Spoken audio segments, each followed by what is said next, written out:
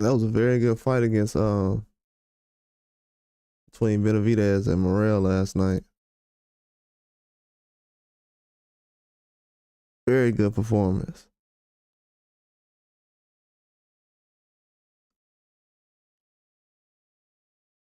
A lot of people were sleeping on the fight going into it, but that usually happens.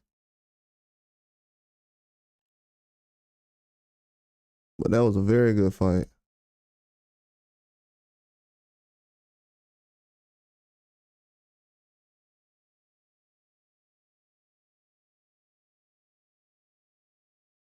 They definitely deserve credit for stepping into the ring and making that happen.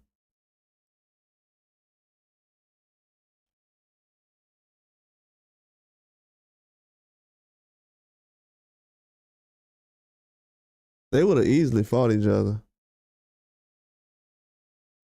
the whole time. Even when people were saying the ducking or whatever, but them dudes, they would have been fought each other. That's not even a question.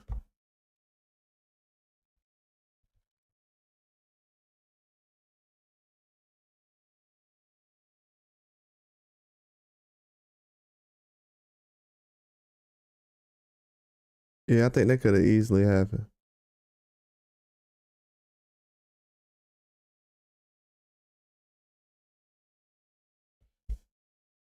Yeah, not saying it was just a simple fight to make, but they was both willing to fight, so that is an easy fight to make.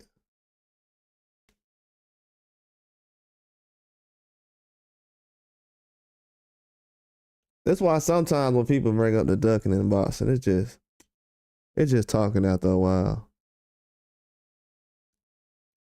Cause from what you seen, nothing told you that Benavidez or Morrell was ducking the fight. That's why I don't be posting stuff like that. Like, I'm not trying to get credit for finding out who's ducking who first. I think that's pretty outlandish.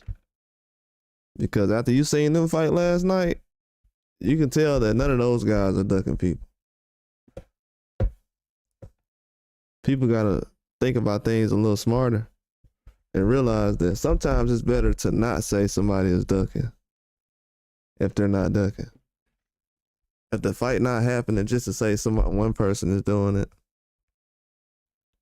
kind of letting the promoter off the hook. I mean, it's his job to put the fight together.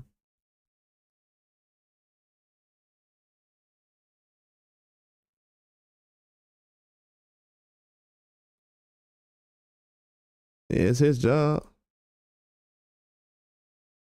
But that was a good fight last night. It seemed like it caught people off guard.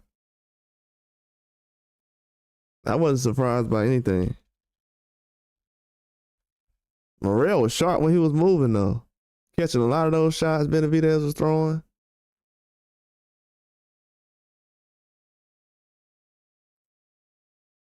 I was surprised how sharp he was at catching the shots. He was getting hit with a lot of shots, though. The stamina was a lot better than I realized. He was tired, though, in 8th or 9th round. I knew that was going to happen. I mean, when he got to the 9th round, if you look in the corner, he was exhausted. He was getting hit with some shots, too. He took his time going over to the corner. I think it was going to the 10th round. Maybe. Or before that round. That's when I was like, oh yeah, he taking some punishment right now. But took the shots well, though. Both of them. I expected that because I never seen them really hurt with any shots as far as just being out of it. That was the same way in the Figueroa and Fulton fight. Haven't seen them really out from shots. I have seen Fulton get stopped by Inouye, but as far as those two fighting each other, didn't expect that too much. But in the Pitbull fight, I definitely expected those guys to hurt each other and buzz each other like they did. Pitbull got buzzed early too. I knew it was gonna happen because he was a little bit too aggressive. That's when he realized, oh yeah, this dude got a little bit of power. He definitely did. Yeah, that was a good matchup. I knew that was gonna happen. Yeah, Pitbull could have lost that fight, man. To be real, he could have lost that one. He was throwing some big shots though. He was a lot more aggressive in this fight, throwing a lot more left hooks. That's what I felt like he wasn't doing. Like, people don't realize it, but he wasn't throwing no left hooks against Rayo at all. He wasn't throwing any left hooks. The one left hook he did throw that I seen, it was probably one of the best shots he threw the whole fight. In this fight, he said, I'm gonna just go out there and let my hands go, which was very smart.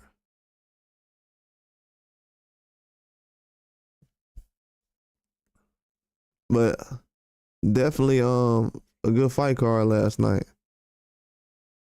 I seen half of the Ramos fight. I ain't get to watch the whole thing. That's why I ain't said nothing much about it yet. That was one of the ones I missed. I seen the part where Rosario was getting touched up. But it was definitely a good fight from what I seen. But I don't know if people are caught off guard by Benavidez last night or surprised.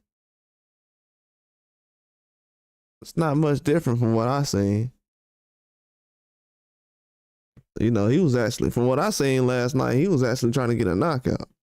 It wasn't too much boxing going on with him last night.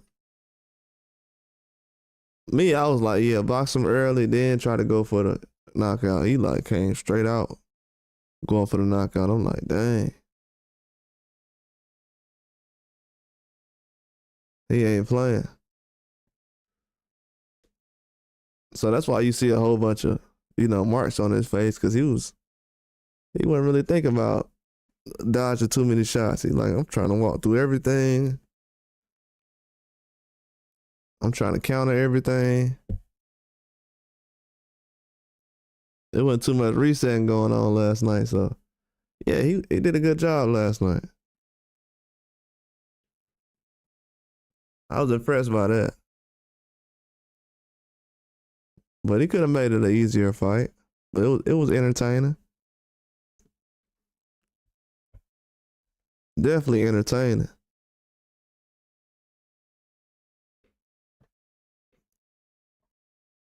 But as far as the fight, I'm just being 100. I don't know what that proved to other people, because I don't know what level they had Morrell on before the fight. They said Benavidez was gonna get stopped. So that's the little dilemma I had going into the fight. I'm still had an issue because, they ain't say nothing about what the fight was gonna do. I heard something about you'll get him on pound for pound. Man, nobody care about that for real. Like, what is that? We talking about as far as his reputation. This is a man that people been saying that's ducking people and a weight bully this and fight somebody your own size. That's why sometimes when these boxers be saying little narratives in the media and people run with it, that's why sometimes I don't like when people say stuff. Because that become a whole fake narrative that you've been running around. Oh, fight somebody your own size. That dude ain't that big compared to Morrell right there when they was in the ring. I ain't see nobody said, man, he's just super big compared to Morrell. I have yet to hear anybody say that yet.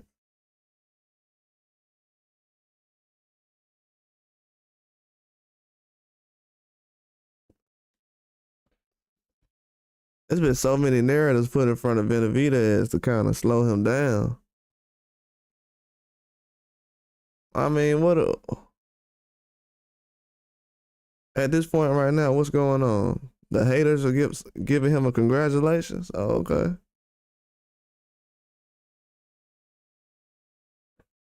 That's what's going on.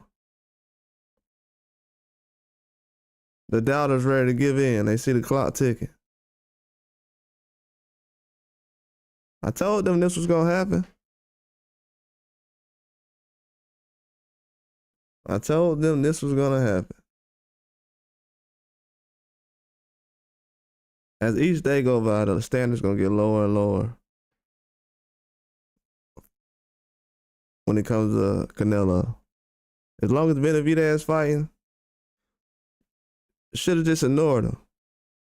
When people start attaching his name with certain people and saying, "Oh, he need to fight this guy. He ducking Morrell, ducking Morrell." When I heard that, and this is just what we in February right now, just turned February yesterday. I was just hearing in December he ducking Morrell, November. I mean, just around Halloween, I heard people saying he was ducking him. So Morrell already got his credit before the fight was even done. If anybody want me to do that today, that ain't gonna. I mean, he's already gotten his credit before the fight even got done. He the one who want the fight. They said Benavidez ducking. So we already know his name ain't getting no respect right now before the fight happened. Today it's a different story. Why? I don't know.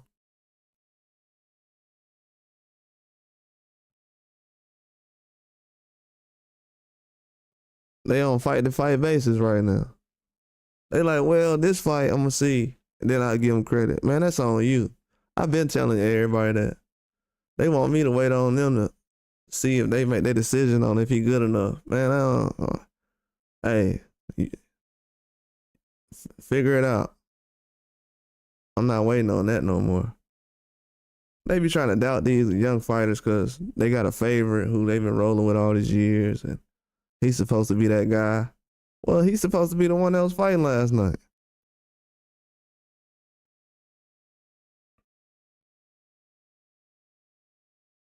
You know what I'm saying? Canelo should have been jumped in the ring with these guys long time ago.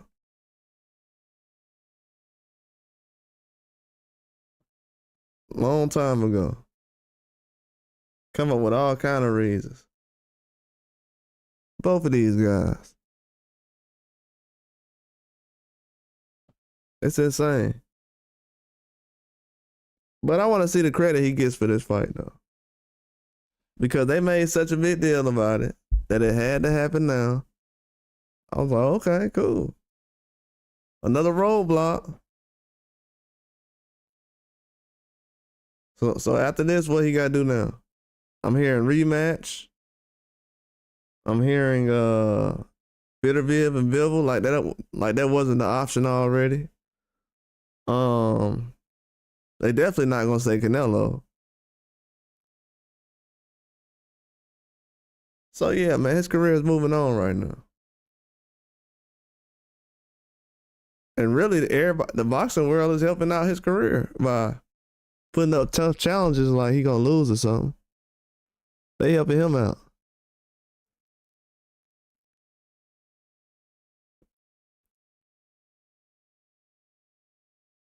They helping Benavidez all the way out right now.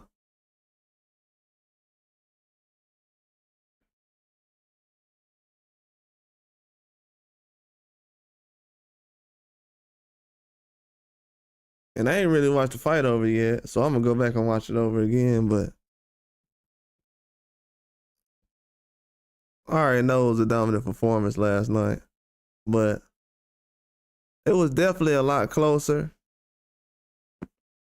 I wouldn't even say that. I ain't gonna say that because, I gave Morrell a chance to do some things. I don't know. The fight kind of went the way I expected, to be honest with you. But the way other people expected, because when I was saying this last week that the fight was gonna go like this, people were like, "No, KO." I'm like, KO in this fight? Nah. I'm like, KO. I don't know, dog. I mean, I wasn't surprised that a KO could have happened, but I just didn't see it after a while. But yeah, we in a whole new era now, man. Boxing is moving forward. It's a whole different direction. Um, a lot of people are not waiting around on certain people anymore. When it comes to the boxing game, if you ain't fighting the top competition or who we want to see, you gonna move on. And as people can see right now, that's actually happening.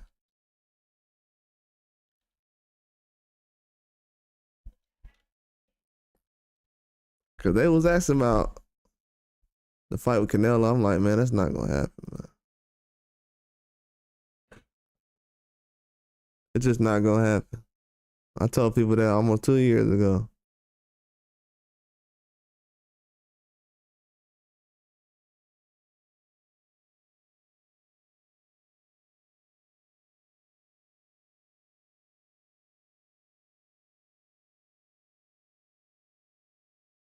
Yeah, that fight ain't gonna happen.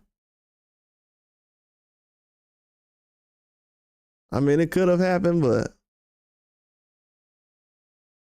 they ain't putting no pressure on nobody to make the fight happen. So, we moving in a different direction now.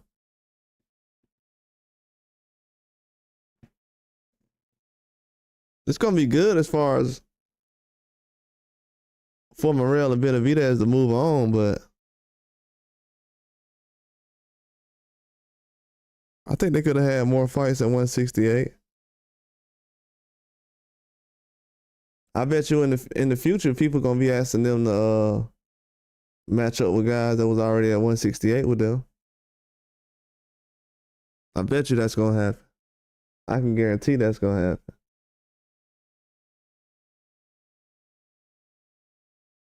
I can guarantee that's gonna happen. I can already see the opponents. They want a name for both of these guys in the future, Morrell and Benavidez.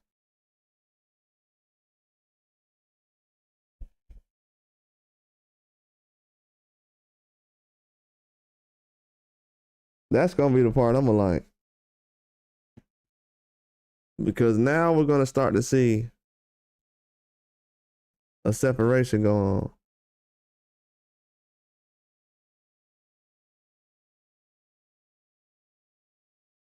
Because making this fight officially lets you know that, like, everybody's moving on from chasing the Canelo fight. See, Morrell he's the first one to really stop chasing the Canelo fight. Well, Benavidez the first. Well, he'll accept it, but he's not chasing it. He's moving in a whole different direction, so he's the first. And Morrell's the first to chase Benavidez instead of Canelo. So it's a different era, man. I don't know if people realize that. This ain't what happened last night was a big deal. Just the fight happening. Everything else is just, extra, but just the fight even happening last night, that lets you know boxing is going to a whole nother direction. Everybody ain't chasing Canelo for a big fight no more.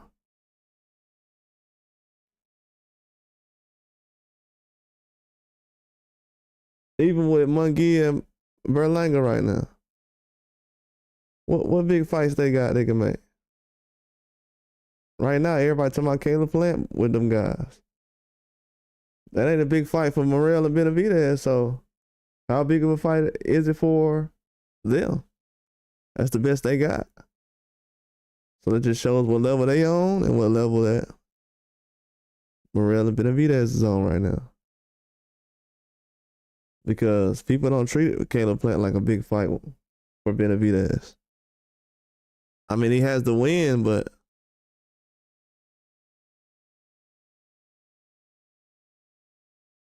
so he's still out here proving himself.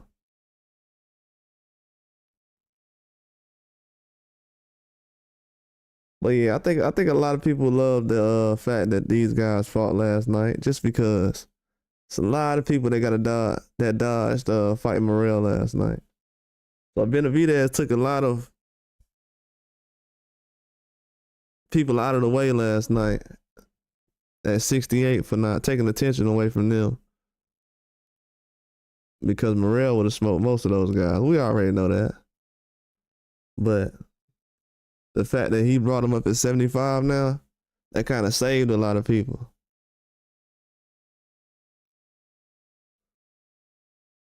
But it just proves that, like I said, Benavidez is looked at it like a big fight now.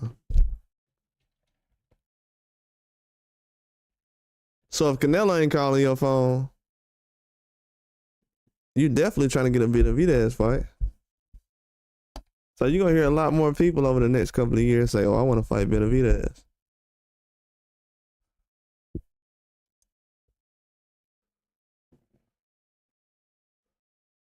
You'll hear a lot more people saying it now.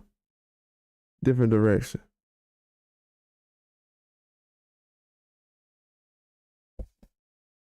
I mean, you might hear Canelo name come up with Benavidez, but there's no point of talking about that till what?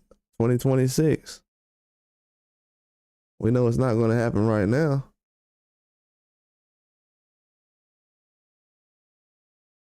Which I've known already.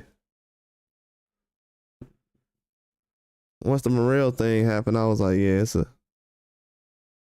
going to move to a different era now. You got Stephen Fulton going out there dominating last night. Pitbull fighting another tough opponent. See, even somebody like Pitbull helping changing how we look at boxing right now, because every time he jump in the ring, he fights somebody tough. Gotta give him credit for that. I've been saying that though. I know people thought I was just posting them on here for clicks, but nah, he really be fighting everybody. Even the guys you don't know about be tough. He be fighting. And he moving up in weight. He could have moved back down after he lost the belt. I thought, yeah, he might move back down after he lost the belt. Because people say he looked small in the Rayo fight.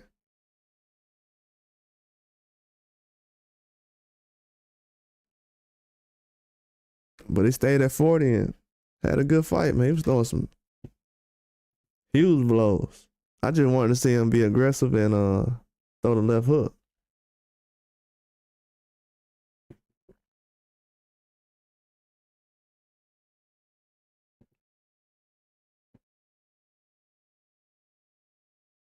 Yeah, Pitbull a beast though.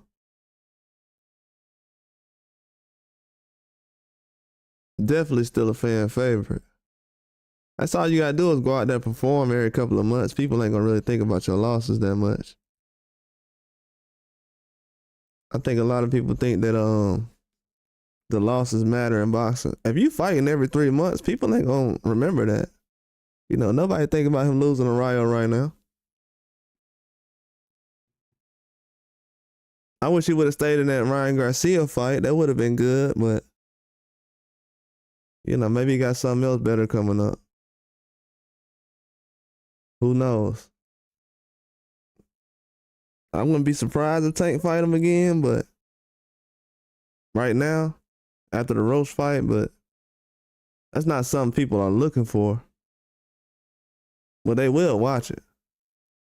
It's not a fight a lot of people looking for right now, though.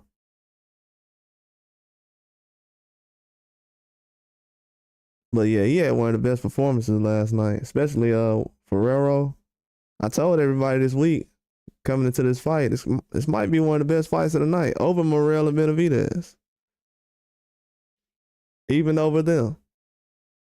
That Ferrero guy, he came to fight. They got some tough Mexican fighters right now. I'm talking about, it's been going on for the last year and a half. These guys be jumping on these PBC cards, beating people up badly. I know Stephen Fulton had a tough fight against that Castro guy. So they've been having some tough fights.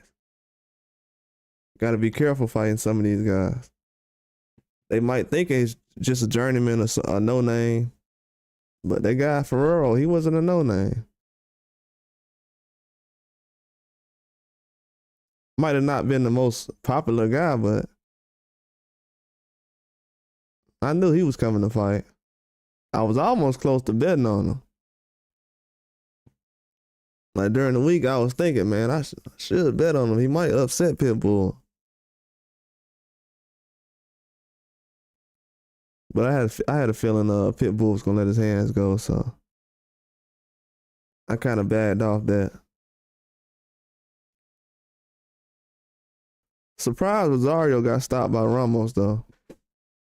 I know Ramos got the power to do it, but and what I like about Ramos is he got the power to knock out most of the people he fight, but he don't always try to go for the knockout.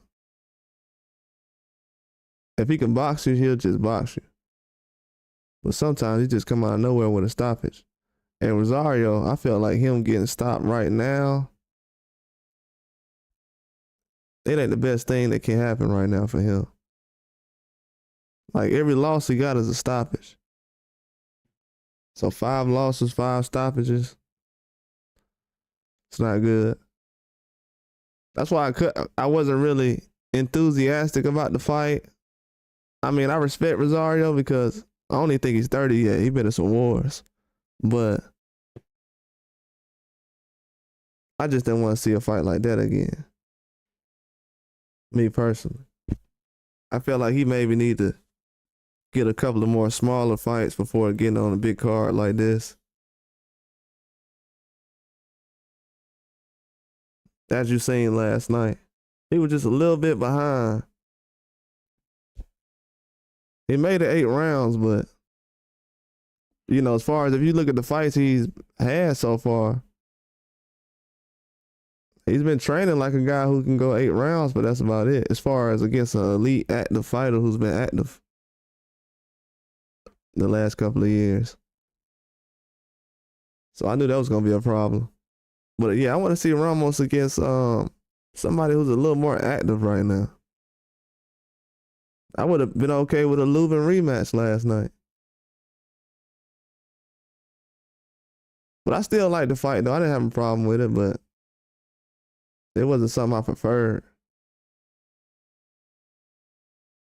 But I know why they put it together, though. But with Stephen Fulton last night, he was a big underdog last night as far as, not on Vegas, but as far as across the fan bases, he didn't get a lot of credit going into the fight. I noticed that, so I had to go out on a limb and tell everybody I was picking him. That was such a big deal for some reason. But people was talking about Figueroa by KO. I mean, at 122, 126, dudes ain't getting KO'd like that. That was one thing that stood out. I'm like, KO, that's not happening. And if you seen the first fight, you know, it basically turned into that last night again. But a lot of people were just listening to what Figueroa was talking about as far as the robbery in the first fight. And I told people, like, sometimes what I'm noticing, fans just regurgitate what a fighter says too much. Like, bro, you watched the fight just like I did. Like, use your own thoughts. I don't care if this dude said he got robbed. Like, he didn't get robbed. Period. His face was, he had black eyes the first fight. He got black eyes this fight. He ain't getting robbed. Shoot. From what I seen, he definitely ain't get robbed. And the defense was better in this fight. It still wasn't a good performance because he smothered a lot of his punches. And he was grabbing a lot. Like in situations where he could have been throwing, like Fulton was ready to throw. Figueroa was grabbing on in certain situations. I'm like, nah, he's not trying to exchange for real. I don't know what fight people seen last time, but he ain't trying to exchange. And you can tell the size difference between Fulton.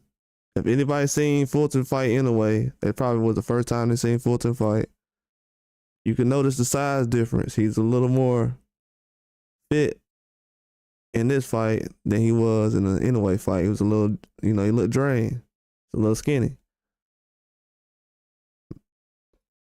So I knew he was gonna have a better performance in this fight. Oh, what's going on, PD? I don't know why I can't see the chat, dog. Oh, here it go. He said my bullet here. Nah. What's up, bro? Nah, he ain't in here right now. He said my bully.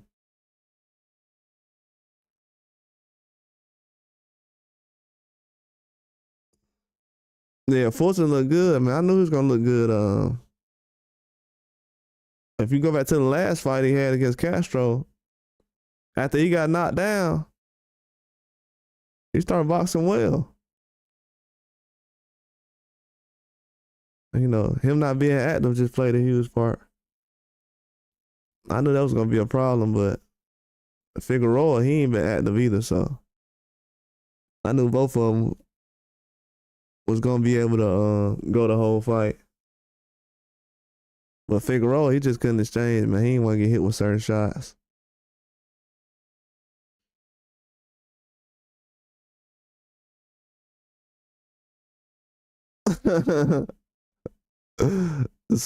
Hey, you see why I mean? Bro had timed it out. Let me see. Yeah, you see why them dudes they be wilding, bro. They be tripping. Them dudes be tripping. Yeah, they be taking them scoring way too serious.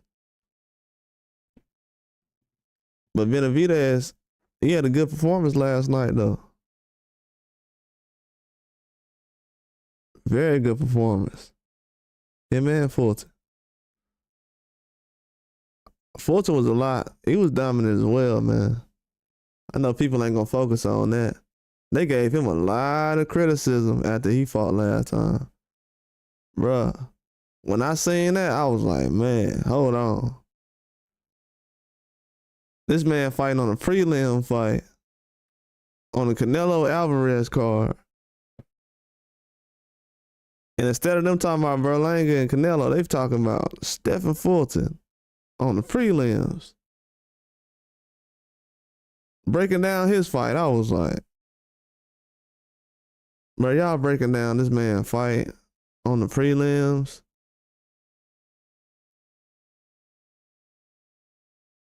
Because the fight was close. They're like, yeah, man, I thought he lost.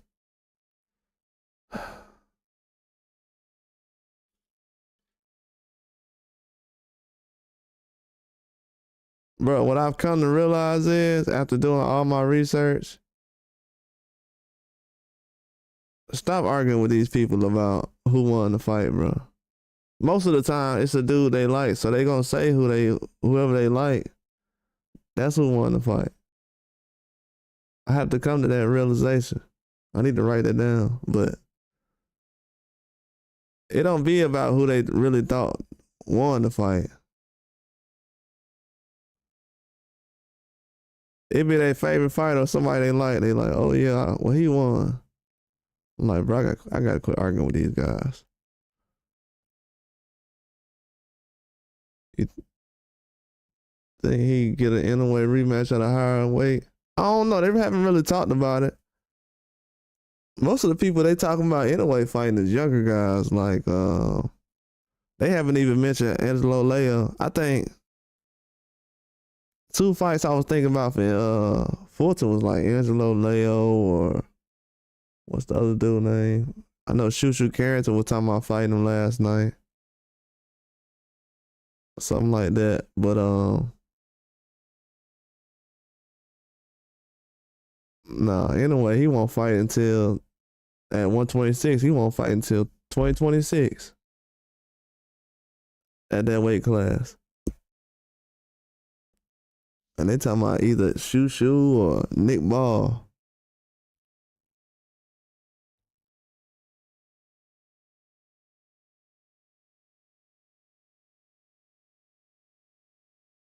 So right now, anyway, gonna be fighting some. I ain't gonna say no prospects, but compared to the level he on, man, you might as well say that. I'm gonna just keep it real. The dudes I've seen, I know he trying to fight with Picasso next. I mean, Picasso good. He better than what I thought he was. But getting in the ring right now anyway, come on, man. I think he like 24, 25.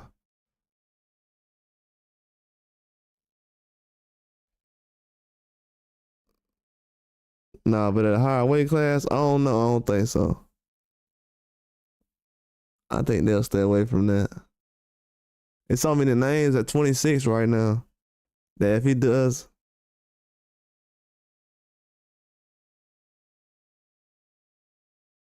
yeah, but you know they moving them though. You know that's they moving them right now. Shoo finna get a chance with somebody soon. And you know 126 got a lot of moving pieces. Rovici just lost.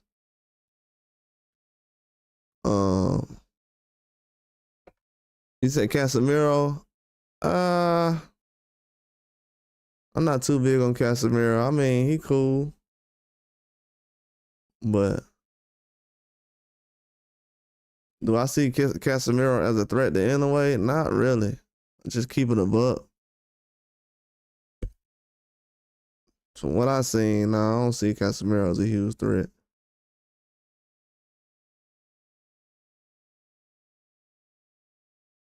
Just me personally. Maybe he is, and I don't know. But from what I seen from him, nah. I mean, Ahmadali, if you can make a case just because of the style. But I don't know. Casemiro just fought in Japan recently. And I don't even know if he made weight or something, so you can't even fight Inoue if he ain't making weight. He said Ahmadali. Yeah, I made some video last year talking about Ahmadali in Inoue. But I don't really talk about it too much no more. I heard some very weird responses to those videos. And that's when I realized then that Inoue don't got a real fan base because people don't even know what's going on. They definitely don't know what's going on.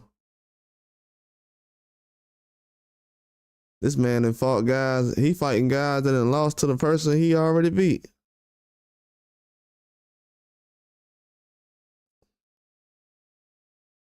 So, it's a lot of weird stuff going on in those lower weight classes. It's going to be hard for them to get attention as far as in the boxing game. Because we already have female boxing. Then you have the heavyweights. You have the higher weight classes. They starting to fight a lot more now. Then you got the middleweights. They got a lot of talent, different guys who's fighting prospects.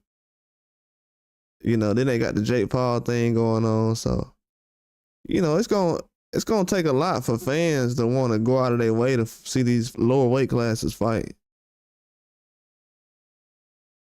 It's just facts. So a lot of this stuff be just something to talk about or argue about. But as far as pertaining to Inoue, he's gonna have to make the fans come to him because right now with those lower weight classes is not really getting put together as fast as it should be. Look at the age Bam Rodriguez is. Oh, appreciate that, Ahmed. I don't know why that's popping up now. Yeah, appreciate the follow. But I don't know, but as far as, that's why it's not really a lot of things going on. Oh yeah, absolutely I'm going live for the Shields fight. I'm supposed to be doing a live about it right now. I'm just behind. I was doing some UFC stuff. I had stayed up for like 12 hours watching some UFC, studying the videos for yesterday. And I'm just kind of behind right now. But yeah, I'm going live for the fight.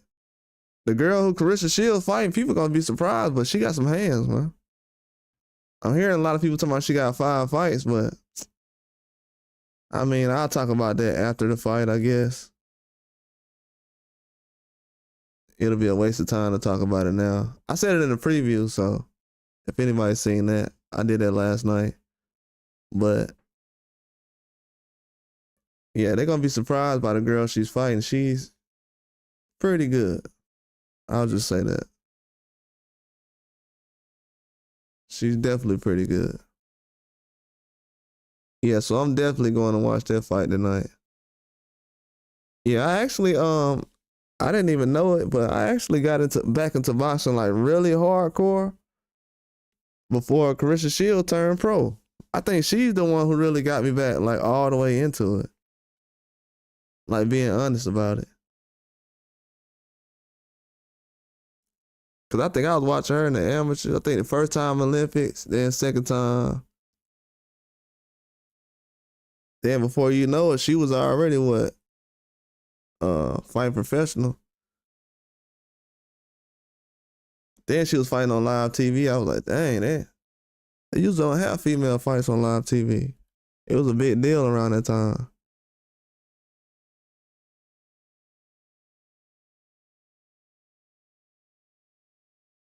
No, I thought Hannah Gabriels was a tougher fight than that, but yeah, Savannah Marshall, she probably was like number 2. Yeah, but Hannah Gabriels had some. She was letting her hands go. Nah, I would throw, and then Franchon Cruz. That's up there too. That Cruz fight, you gotta think about it. She fought like a Hall of Famer her first fight of her career. So I think you gotta throw that one out there too. So Cruz up there too. People don't be knowing. They be talking about Carissa Shields don't got a lot of knockouts, but you gotta realize that she fought a Hall of Famer her first fight of her career. Like, of course you're not gonna get a knockout. Like, I had to think about it the other day. I'm like, bro, people don't understand. She fought a Hall of Famer her first pro fight. I want to say.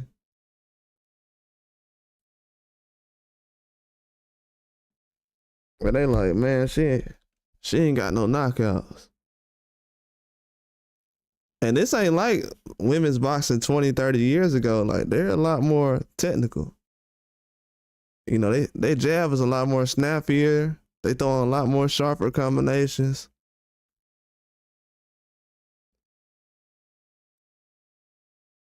It's not too much clinching going on. That's why when I be looking at Katie Taylor, I'm like, yeah, she be winning, but if you look at the style she's fighting, it's like,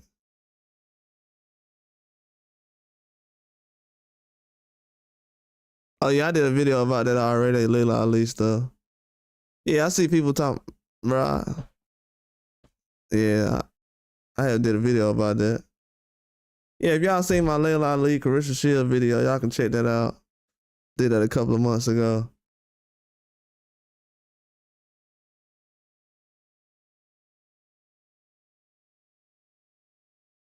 I told him about Mike Tyson last year. This year, it's gonna be like Layla Ali and Carissa Shields. I was gonna do a live about it 2 weeks ago, but I said, you know what? I'm gonna stay quiet. I ain't heard nobody else say nothing about it, so I'm gonna just chill.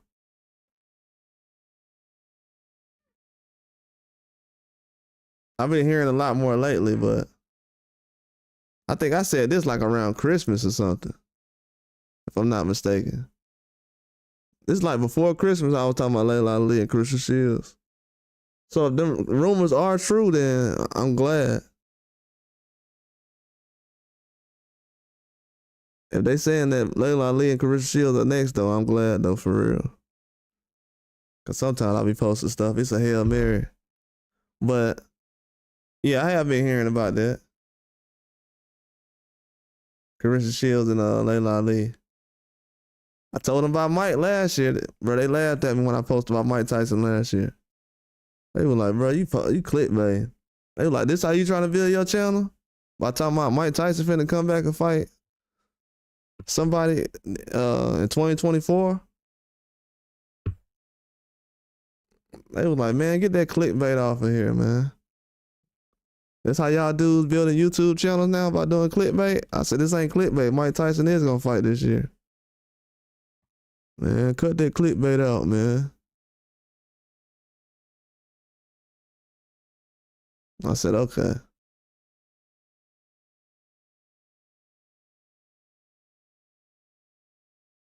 So that's why I just posted the Clarissa Shields and Layla Ali video. I was like, I'm gonna just keep it pushing. If it happens, it happens. What's up, Native Wild, man? I said, if it don't, it don't. I think I had posted that video and Canelo and Crawford around the same time. Yeah, man, these fights is happening now. These ain't the old days. So if I post something like that, it's most likely real, as far as I know. I don't be clickbaiting up here. That's why if you see what Benavidez has going on, that's why it was weird last night. People like, yeah, I want to see Benavidez fight Benavidez for Pivot. I'm like, that's been the plan the whole time. Like, he's literally the mandatory for the fight. So I don't been the mandatory for like a year, almost now. Yeah, he's been a mandatory for that fight like a year now. So I don't understand when people say, yeah, I want to see him fight Benavidez for Pivot. These people all over the place, man. When they come to certain fights they want to see right now. I'm just like, man, I'm gonna just sit back and whatever happens, I'm cool with. I ain't requesting nothing right now. Not this year. Yeah, that fight was good last night. Yeah, all those fights was good. I knew once Pitbull and Ramos fight happened that the fight card was gonna be just great from that point on. That's why I don't want to see PBC go away. They still put on good fights like that, like the one last night. I mean, I don't want to lose a platform that can put on fights like that, but if they go on the Turkey on the Sheet Riyadh season and putting on the same type of fights, so it's all good. A lot more frequent too. They got enough talent to put on fights every month. Yeah, the fight last night was good, man. It was good. This month of boxing is gonna be probably the best we had in 2 or 3 years. It's gonna be a good month. PBC got another fight coming on in 2 weeks. Then they have another fight coming on March 1st with Tank Davis. So they're doing 3 fight cards in 30 days. That's a good sign.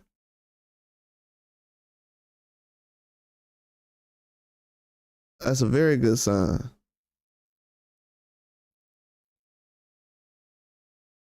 He said Figueroa had a bad weight cut. No, he just ain't got no. He just ain't got no.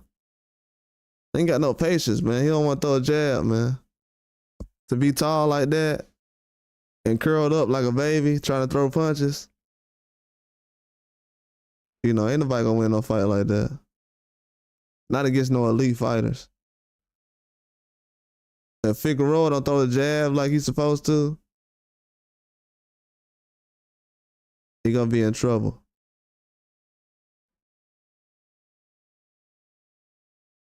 That's just honestly.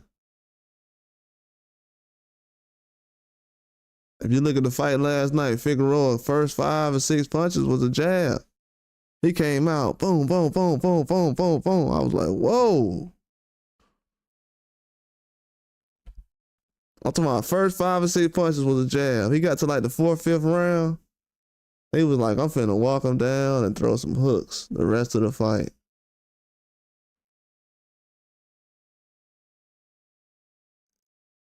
And that's what his whole, that's what his whole setback is gonna be. He gonna be known as a guy who trying to knock out everybody. And when he can sit up there and outbox him. Not to say he didn't box well last night, but I could tell at this point when a guy trying to go for a knockout and when he trying to just outbox a guy, but You know, it takes a lot more energy to go in there and try to jab and move people. People think jabbing and boxing people is easy, but it takes a lot of energy and stamina to do that. It's pretty hard. That's why it's hard to beat people like that. So I think Fulton can beat anyway if he moves up to 126. I don't know. At this point right now, I would say no. I have to see more. I am a fan of Stephen Fulton, but I'm not crazy. I would have to see more from him as far as what he does against a different kind of style. A style more so like in a way. I didn't really learn anything last night. He did the same kind of thing he did against in the first fight.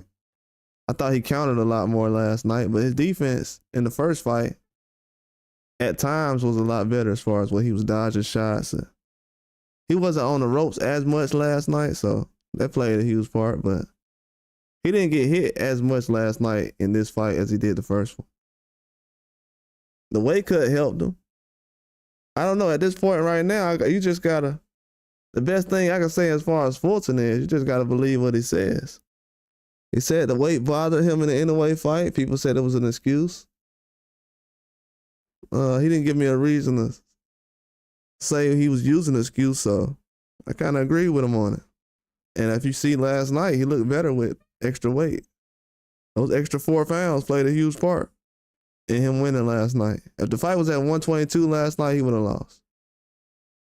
But is he good enough to be Inoue right now? I don't know. He's not active enough right now. His stamina is against Inoue is the thing I'm worried about the most. He was able to move and everything against Inoue, but he faded after a while.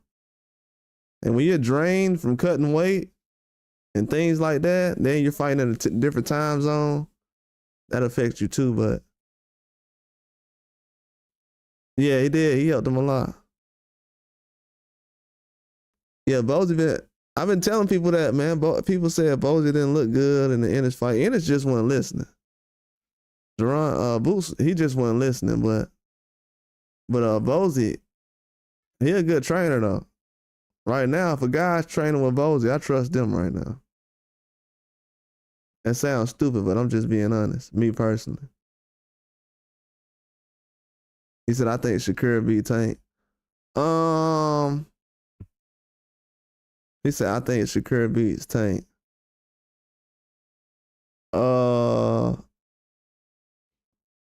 I'm gonna tell you this right now.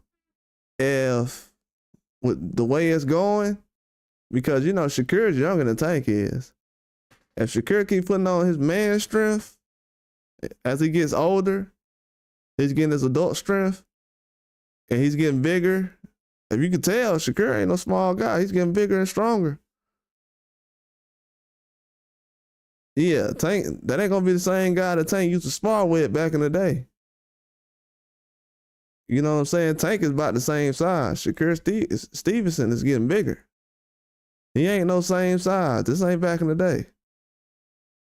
So I would think that's the only thing that's different. So when people say, I think Shakur beats Tank, I would say, yeah, when it comes to that. Shakur is at least, bro, De Los Santos only landed 40 punches on Shakur Stevenson in a 30-minute fight. This man, De Los Santos, was in a ring with Shakur Stevenson for 30 minutes. Really 35, 36 minutes, almost 40 minutes. And the man was landing one punch every minute of the fight. Only one punch. Think about that. This man was landing one punch a minute. People say Shakur was running. This man landed one punch a minute.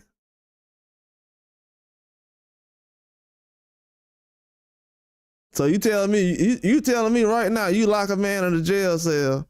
So that's like me locking Shakur in an inmate and Shakur in a jail cell. And the dude only landed one punch a minute. Come on, man. Y'all talking like that's a bum or something. That's somebody who finna get me paid. I ain't finna bet against that. Hey, I ain't betting against that. I'm sorry to tell anybody who got a problem with it. All right, that's cool, but I'm not betting against that. You said Boots need the Virgil Ortiz fight. No, I think depending on what Virgil Ortiz, if Virgil Ortiz can go out here and beat Majramal, then I would say yes. But if Virgil Ortiz goes out here and loses, he gonna need that Boots Ennis fight. He need it now. I mean, his name is still getting mentioned with Boots Ennis, and he's in a loaded division. I think the fans want Boots Ennis and Virgil Ortiz to fight more than those guys want to fight each other right now. Because they have a lot of options. Boots and Virgil Ortiz both have a lot of options. So for them to not be fighting each other right now, I mean, it's always been a big deal to me. I wanted them to fight 3 years ago. So I kind of gave up on that then. But they got too many options though for me to be like, well, I want to see them two fight. I mean, I do, but that's not the only fight they can make happen, so it's not a big deal. I will only be concerned about that if they ain't have that many options.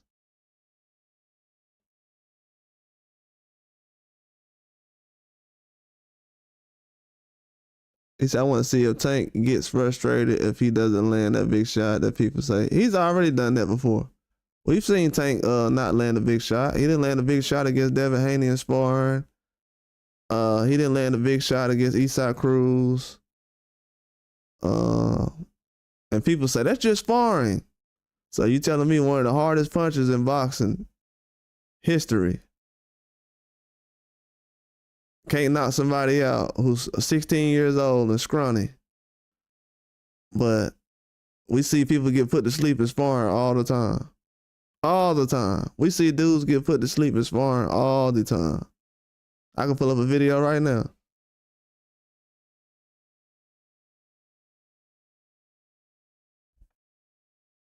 So I done seen Tank not get the knockout and get frustrated. So that's definitely happened.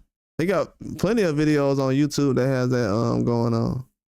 Like I said, bro, that's why we want to see a 135 in the ring with him. That's it. It ain't no conversation about it. It ain't no, at the end of the day, it's science. When you look at 135s, most 135s is knocking dudes out. When you look at 130s, most 130s, they going 12 rounds and, you know, they pity-patting it. It's just a difference at the end of the day. If you know boxing, if you really been in any kind of sport where you got to weigh in or whatever, you will know that the 130 and 135 is different, period. If you 130 in high school, you was not playing football. If you 135, yeah, they put you, you're going to be able to get through. It's a fact.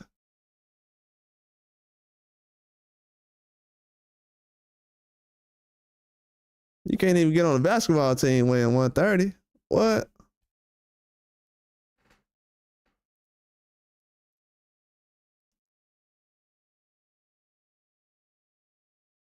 He said Floyd might get him. I mean, if he can catch him, shoot, I want to see it. I want to see it if he can catch him. I think people thought the weight was going to play a huge factor, but as far as with Benavidez and Morrell, I think they was able to take those shots a little better. That's what the weight kind of helped with them guys. That's why it wasn't too many off balance. Those extra 7 pounds help you take a shot a lot better.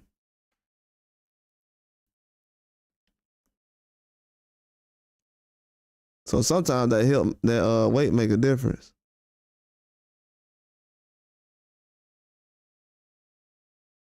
You said bigger guys, yeah, but they ain't. But you gotta understand though, they can beat guys that's bigger, but you gotta listen to what I'm saying though. Lomachenko ain't moved up to 135 and just been KOing guys. You know what I'm saying?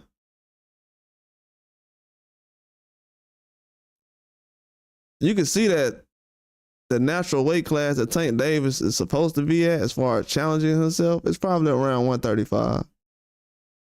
That's why when you seen Frank Martin in the ring with Tank Davis, it looks a lot different when he's in there with a 135 than Hector Garcia. When you seen Hector Garcia and that Hector Garcia, like, I can't see.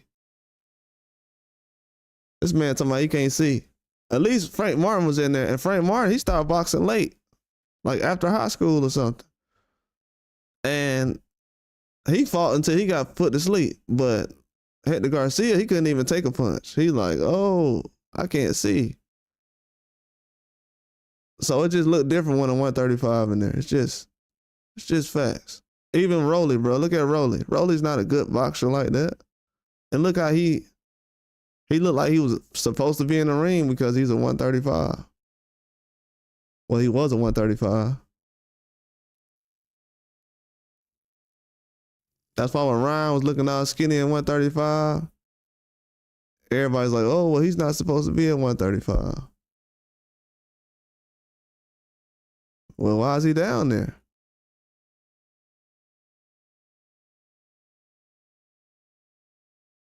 So yeah, it's a difference, man. I think the weight only matters at certain situations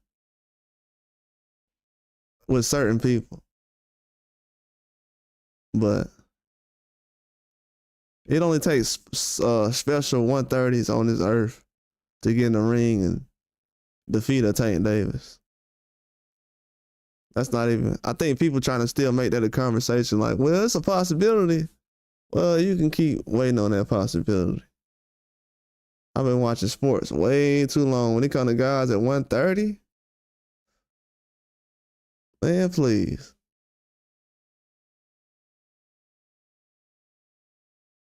I used to stay. I had started at 35. I used to pray to start at 130. I was like, them dudes at 130 ain't doing nothing. It's a difference. Cause how you feel about Teofimo versus Ryan? I don't know, man. Teofimo, he had some stuff he came out about last night that I'm probably gonna do a video on after I get off of here before the Gwoat get in the ring. But I'll probably side with Ryan right now just because Teofimo's a little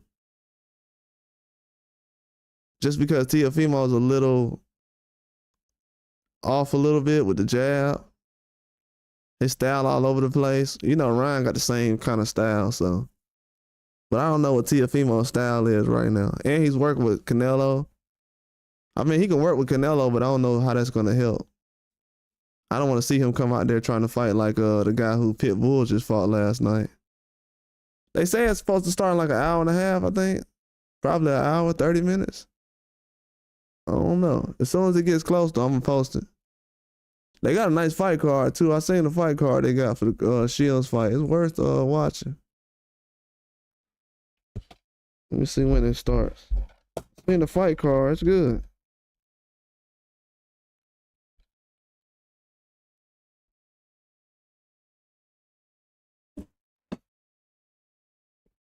Yeah, but the next couple of years, though, like this year, 135, you're going to see that weight class start to get so stacked. All the guys from 130 gonna start coming up.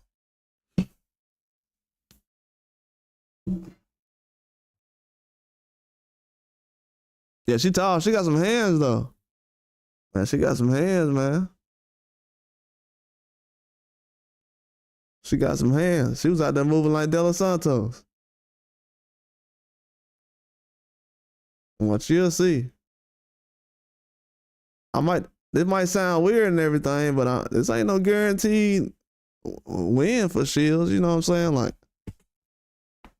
and I'm the biggest Carissa Shields fan ever, but this ain't no guarantee. Old girl can go out there and do the same thing that Savannah Marshall be doing. This ain't no easy fight.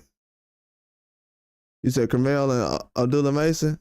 Hey, shout out to Chris Turbo too, man. I ain't seen you up here before. Maybe I have. But the good thing about Carmel Moton and Abdullah Mason, they got a lot of competition around their weight class. Like the guys around their age and around their weight, they got a lot of guys around their weight class that could challenge them.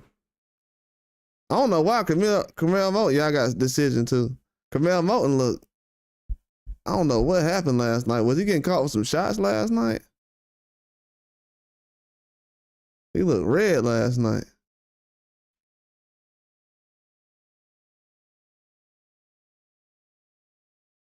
I seen the ref come in and stop it, but shoot, the guy that he was punching was still kind of punching back.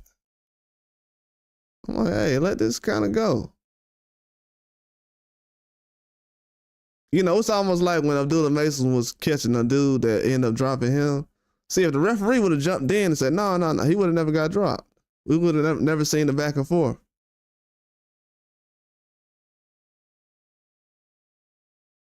Oh, okay, appreciate that, Chris.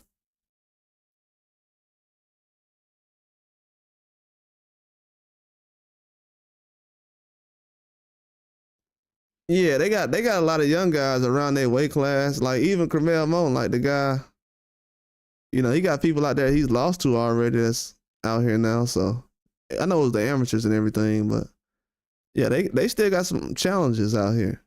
You gotta think about it. Abdullah Mason at 35, he still got De Los Santos down there. He's not an old guy. He's like 24, 25 probably by now. Just turned 25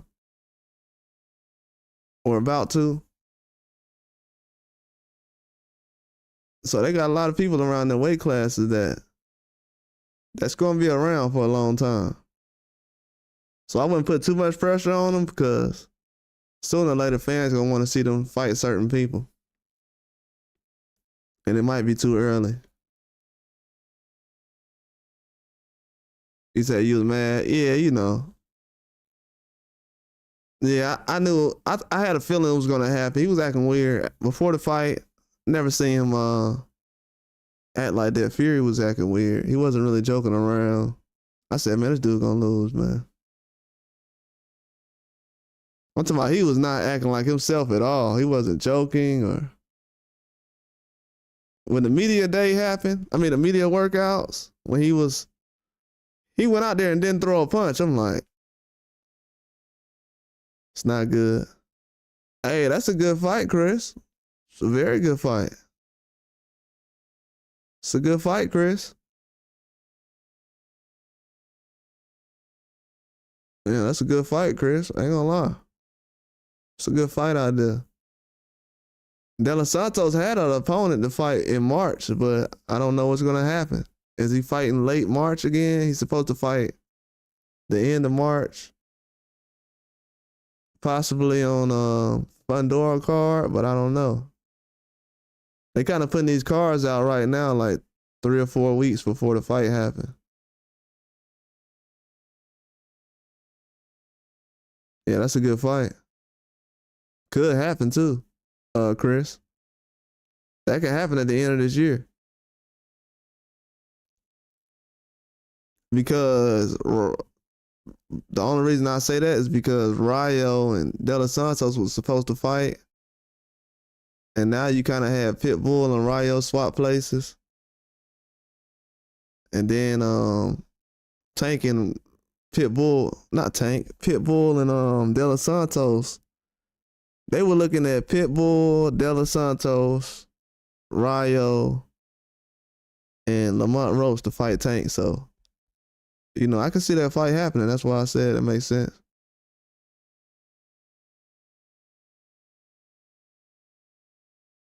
I mean, 6'6" fighting Crawford. Yeah, and can fight at 47. Yeah, that's always been insane. Fundora being that tall like that. And Fundora's young, too. He's not. And Fundora's young. He's not an older guy.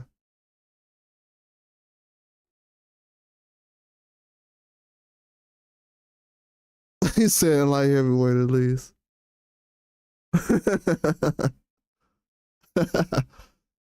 You talking about eventually? He do it now, he get destroyed. Eventually he can. I heard he can make he can go down and weight too.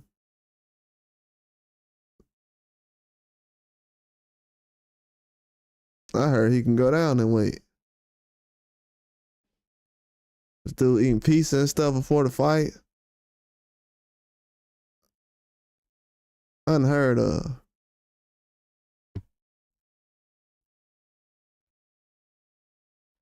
But yeah, that was a good fight last night though. I knew it was gonna be good. It lived up to the hype. Definitely lived up to the hype.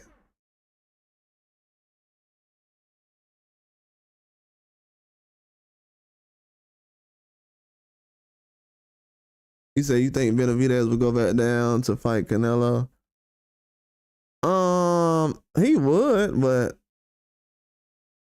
He would, but I think, I mean, he would. He'll do whatever he can to make the Canelo fight happen, but you know, the pressure got to be put on. There haven't been really no pressure to put on Canelo to fight Benavidez, so that's why you got to think about it. People have said bad things about Benavidez because he wants to fight Canelo. So for us to try to make a Benavidez fight between him and Canelo, that I think that ship kind of sailing right now. Because the fans, they like putting Benavidez down because he want to fight Canelo. Other people not even want to call out Canelo. I don't think fans don't even understand that. The fans have went at Benavidez so much about calling out Canelo. Do y'all notice that other boxers don't even call out Canelo anymore? I think the fans don't even notice that.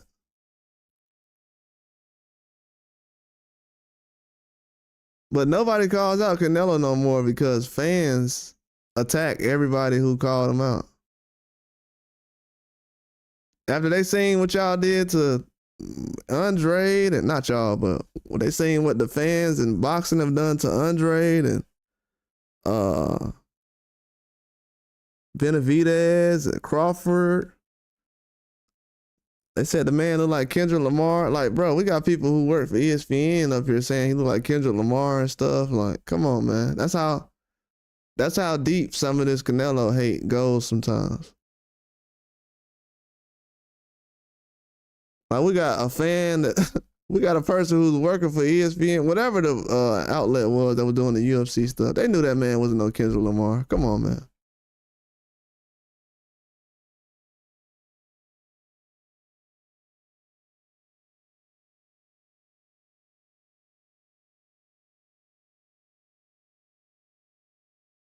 I think you say I think Morrell can beat Canelo. Morrell has power. I don't know if he can beat Canelo, but it'll be a tough fight. I can't really just say that, to be honest with you. As much as I would like to say that at this point, I don't know if Morrell can beat Canelo flat out. I trust the skills. It's just for him to fight that whole fight, you know what I'm saying, the way he can at that high level. Like I said, he's still gonna have to build that stamina up. That ain't gonna change. So when he builds that stamina up to be able to, you know, the thing about him and Bivol, they're good enough to beat most people, but they got to build that stamina up so they can be able to fight that same way longer than their opponents. See, Benavidez, he can fight that way for 12 rounds. Morrell, 12 rounds, not really. Canelo, he can fight that way for 12 rounds. So that'll be his biggest problem right now. Unless they think he'll get Canelo up out of there, then that's a different story. But even Morrell fighting Canelo ain't trying to fight these guys. They got Canelo so far on the other side of things that right now Benavidez and Morrell being mentioned with anybody at 168 is probably gonna not happen. You know, that was something I was kind of talking about last week. But Benavidez and Morrell being mentioned with most of these guys at 168, it's not gonna happen. They destroyed all those fights. I mean, he'll have to go out of his way to lose his spot at 75. He just went, you know what I'm saying? He just went he fought Vozick and now Morrell. to be the mandatory for Benavidez and Bivol. He went through all this hard work. So to turn around,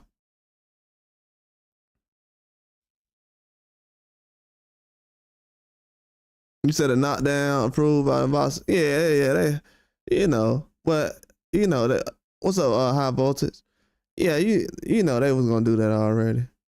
I didn't even notice that till like the 12th round or whatever. I was like, they ain't even played a replay. And I didn't notice it because I went off this screen and I was on my streaming screen. And I was like, man, I ain't even see the replay. So I asked all of y'all, I was like, y'all see the replay? It was like, man, we ain't see no replay last night. And I went back and I watched it on Twitter. Still got the picture up here, I think. That ain't it. Not it.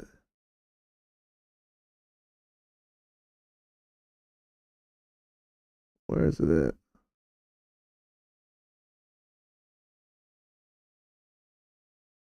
It should be it right here.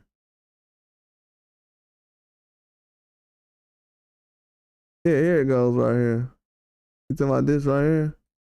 Yeah, he got hit on the arm, and his leg was already behind Morrell's. He tripped. Southpaw and, a southpaw and a orthodox tripping over each other's feet. It happens all the time in boxing. It happens all the time. The referee was more so thinking that, okay, Benavidez is not complaining, so it had to be a knockdown. That's what the referee was thinking. Okay, Benavidez isn't complaining, so it's a knockdown. It's all good, though. People going to try to run with that and say, oh, well, he got knocked down, and,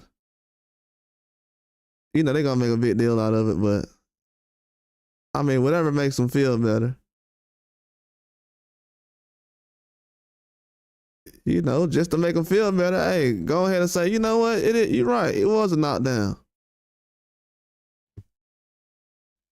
Anybody that come to me and say it, I'm like, it was a knockdown. Now go tell Canelo to go see if Morrell can knock down Canelo like that.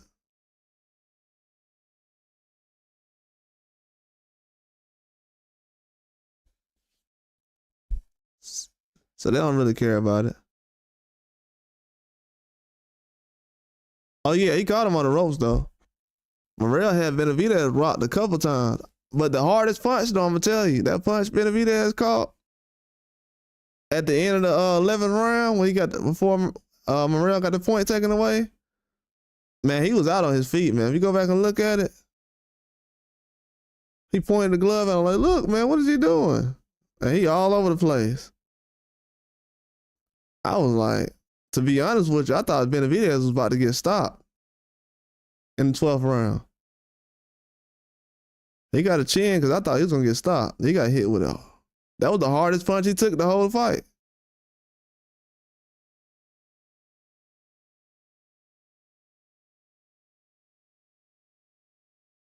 I'm talking about that was the hardest punch. I think the referee took that point because he almost got punched, though. He almost got hit with that shot. Man, if he would have got hit with that, he would have been put in the hospital. Yeah, I had did a live about that last week when I was asking about Morrell versus Canelo. It was good, man. You can check it out. I already knew this was gonna happen, so I made my lives last week. So I ain't had to spend all day talking about it. But I was like, why is nobody asking about Morrell versus Canelo? That's why I didn't want Morrell to get knocked out. I was going for Benavidez, but I didn't want Morrell to get knocked out because if he would have got KO'd by Benavidez, they would have said, oh, that's why Canelo ain't fight him. You see, you got Canelo by Benavidez.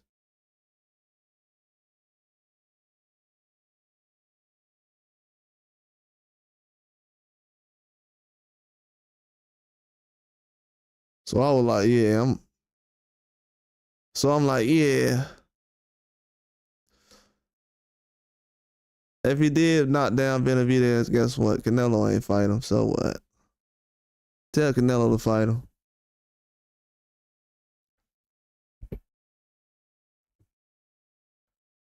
Because there's a lot of guys at 68 that have not fought David Morrell. now after David Morrell has fought Benavidez, where are all the rest of the people that didn't fight Benavidez? I mean, David Morrell. This is the problem they're gonna have right here when it comes to boxing. David Morrell had the perfect performance that I wanted him to have. Now they're gonna have to go out here and say they're gonna have to give Benavidez credit. Then they're gonna have to say, where's all these other guys that were supposed to fight Morrell? See, a lot of people are behind right now. They've been focusing so much on Benavidez ducking that they don't even realize that you've let like 30 boxers off the hook that could have gotten the ring with Morrell already. So somebody was lying about people ducking.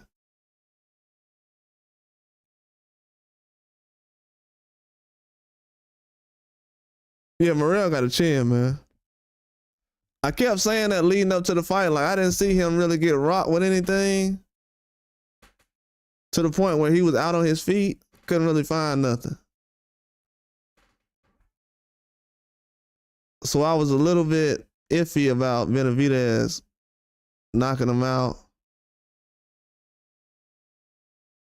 Could have stopped him in that 9th round. I think like 8th or 9th round, Benavidez took his foot off the gas. Let him off the hook one of them rounds. I think it might have been the 9th round. He could have got him up out of there. Could have got him up out of there. I think he should have went to the body a lot more too. When he was going to the body, he was starting to shut him down. Morrell he threw too many headshots too. I think he should have went to the body a lot more.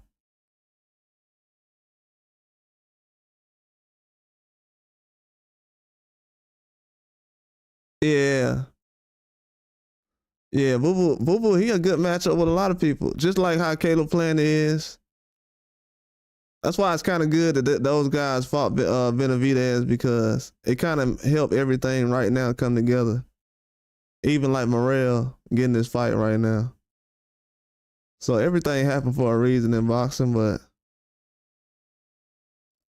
last night definitely helped boxing go forward a lot of ways. It's gonna make guys fighting in their prime normal. You know, big time fight too. But fighting in your prime is gonna be normal now. And it's just been going on a lot since, I would say, it happened really when Fury and Wilder fought, but I would say more so since Tank and Ryan Garcia fought. It's been going on a lot more. Could throw T.O. in the mix as well, but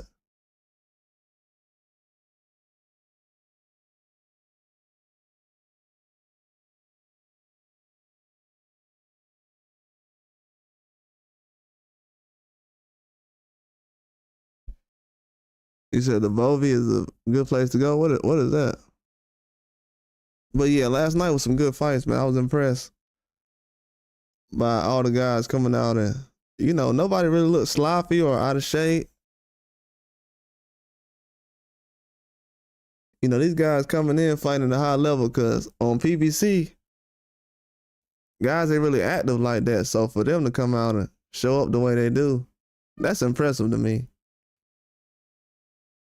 These other platforms, they got these guys a lot more active, so it's easy for them to look their best. But when you haven't fought in a year, like Figueroa hasn't fought since last. Yeah, that's when the big fights really started to become a thing again. He said Usyk versus Wilder. No, Usyk said that's a dangerous fight for him. I seen him put a video out recently. They asked him about it. Usyk was like, still a dangerous fight for me. I don't know. He said that's the most dangerous fight he could take. So Usyk knows, you know. And Wilder's able to put it together and be healthy. That'll be definitely a good fight.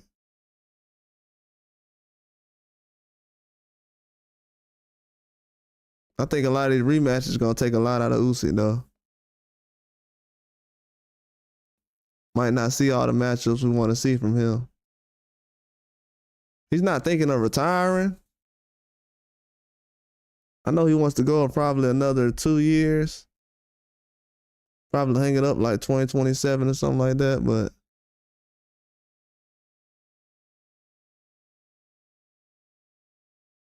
He spent the last.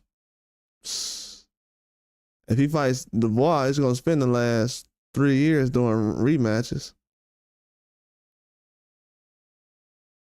And he just turned 38, so I mean he's been rematching since what, 35?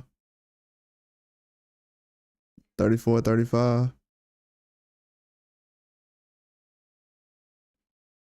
Yeah, he's the type of guy. He's willing to be active and fight a lot, but you know, the way they set things up now,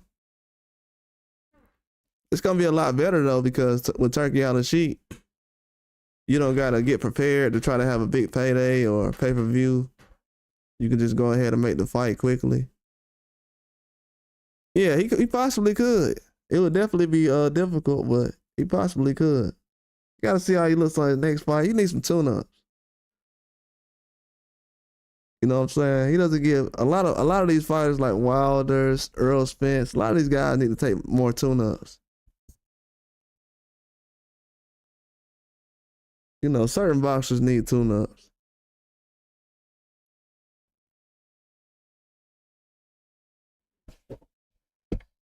I mean, you got guys out here in boxing right now that's not getting any kind of fights to work on anything.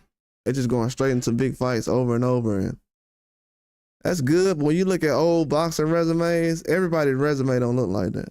They always working on something or adjusting themselves in another weight class. I know a lot of people don't think this era of boxing is tough, but if you're going straight into a fight,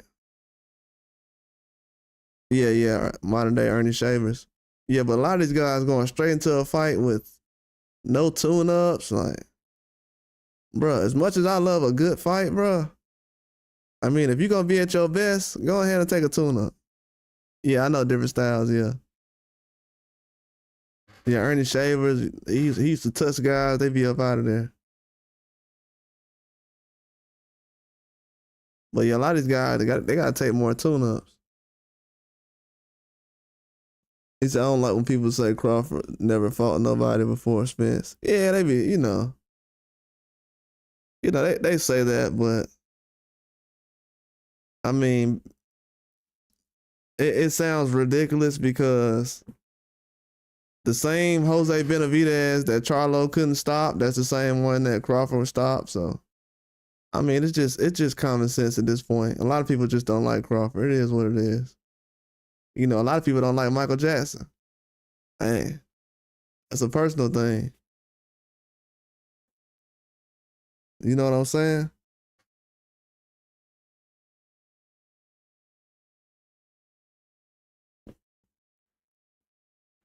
You know, they don't, the best always don't get all the likes or the love or support until they gone or career is over.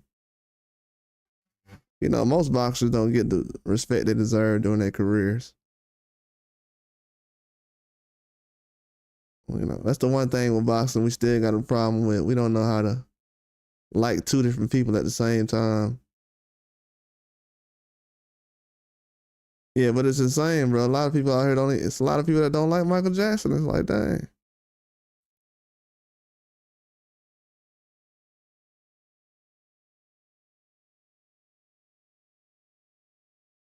Yep. Yeah, but that's how boxing is now. But it's good though. Like it's getting better, man. It's changing. It's changing. It's starting to catch up to the technology now. You know, we've had boxing all these years, but it was still stuck on cable. Now it's on apps and internet, social media. It's starting to catch up now. He said you could see Spence was slow and was easily counting. Yeah, exactly. He was a little drained. He was basically the same thing that Fulton was. A lot of these guys at PBC or I'll tell you a secret. Like a lot of these guys these days, they've been at one weight class too long. Not to say that's the reason why Spence lost. I'm just saying being at one weight class for so long, yeah, it helps you when you're trying to be undisputed or whatever, but sometimes it's good to move up eventually. You know, cutting all that weight. And usually guys do it because they got all the belts already. So if I have all the belts already, why would I drop all the belts and then move up and try all over again? I already got the belt, so let me just cut this weight. Even though I shouldn't be doing it. You know, that's how they look at it sometimes. So that's what the problem usually comes to.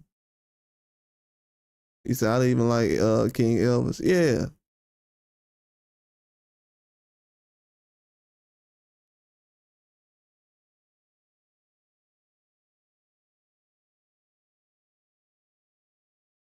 Yeah. Yeah, Crawford's just different, man.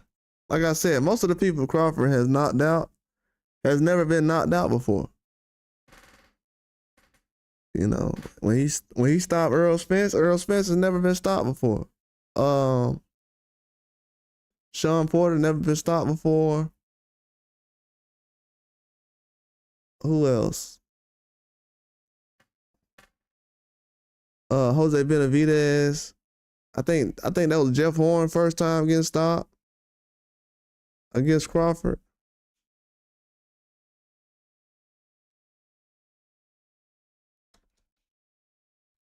You know, then Crawford knocked out Amir Khan the same round that Canelo did. I mean, Amir Khan, he was somebody when Canelo fought him, but when Crawford fought him, he was a nobody. Yeah, the first time he got stopped, Jeff Horn got stopped was by first time he got stopped was by Terrence Crawford. What's up, Alder? What's going on? Franco H, you said, I like Crawford, bro. Let's face it, he has a weak resume.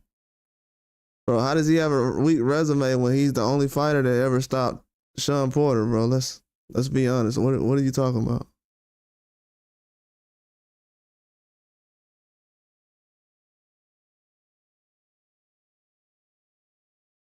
He's the only fighter that knocked out Sean Porter.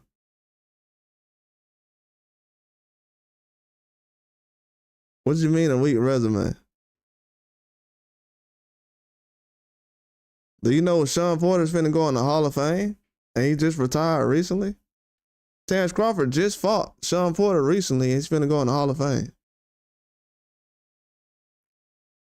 What resume are you talking about?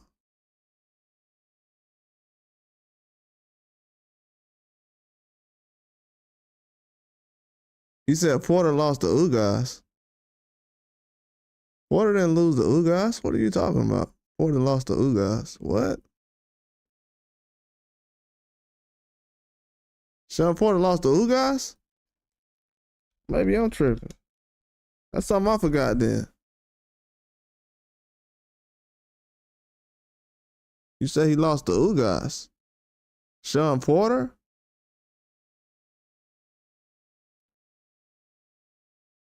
So you think Sean Porter trash? Oh, okay. All right, brother. Whatever you say.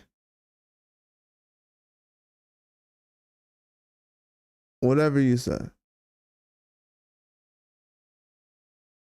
I'll just say this, Franco. I'm gonna just say this.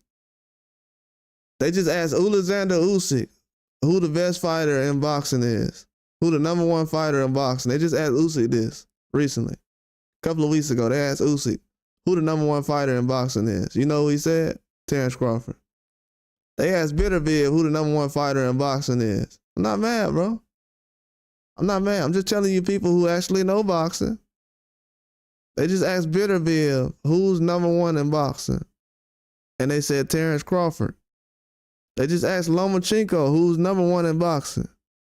They said Terrence Crawford. They asked Canelo. Who Canelo said? As far as number one. I think he said Usyk possibly. But he's a little late on that too as well, so. But think about this. None of the guys, all the top fighters that's not from America, the top pound for pound guys who's not from America, in a way.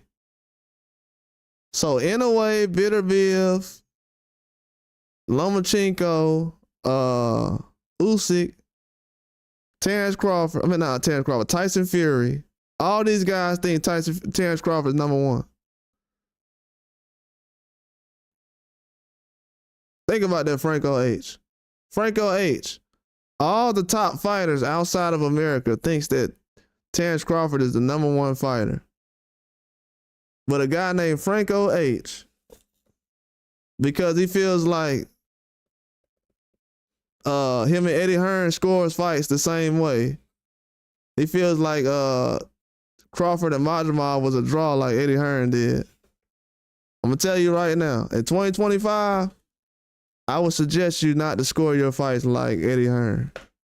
If you're agreeing with Eddie Hearn about how a fight is going, I would definitely reevaluate how I break down the fight. I would not. I'm just saying, this is real talk. You saying the same thing Eddie Hearn said.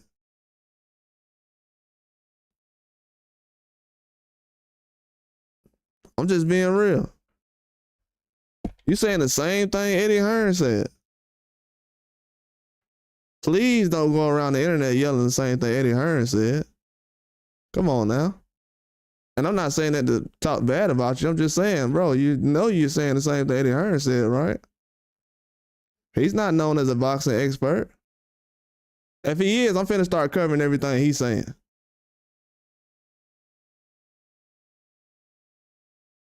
If Eddie Hearn that good, I need to start breaking down everything he said, every interview.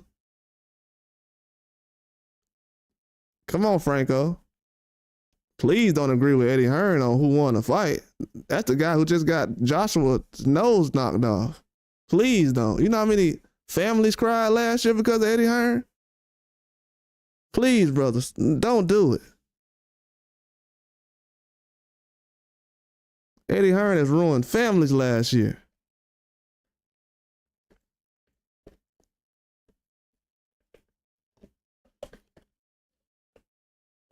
But yeah, like I was saying, at this point right now, when it comes to Terrence Crawford, he said, I think Crawford is overrated. I know Canelo is overrated.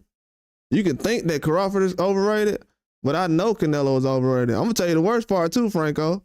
When Canelo and Crawford fight,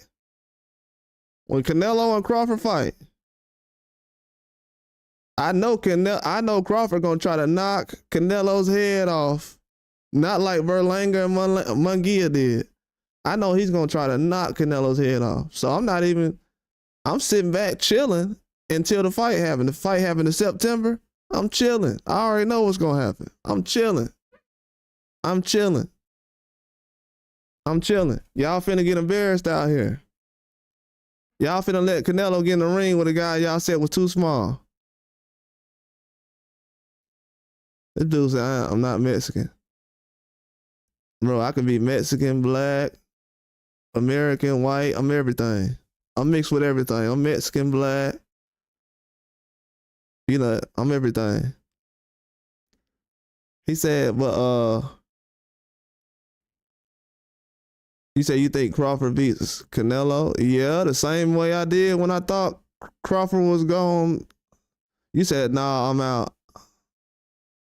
Bro, you acting like Canelo undefeated or something. These dudes really think Canelo is Floyd Mayweather. I'm telling y'all, these dudes really think Canelo is Floyd Mayweather, bro.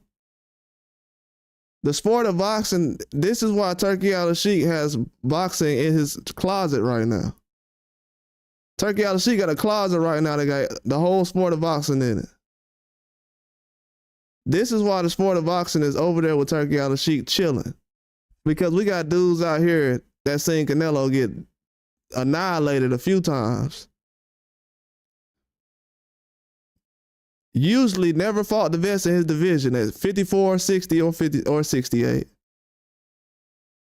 And he want me to just be like, oh, you give Crawford a chance, I'm out. Bro, what? Bro, y'all didn't even think Crawford was even going to get in the ring with Canelo. Why would I even pay attention to you guys? I'm the one who said he was going to get in the ring with Canelo. You didn't think it was going to happen. Why would I discuss anything with you? You the one who got to figure out some old news. The news that's coming out now, that's old to me.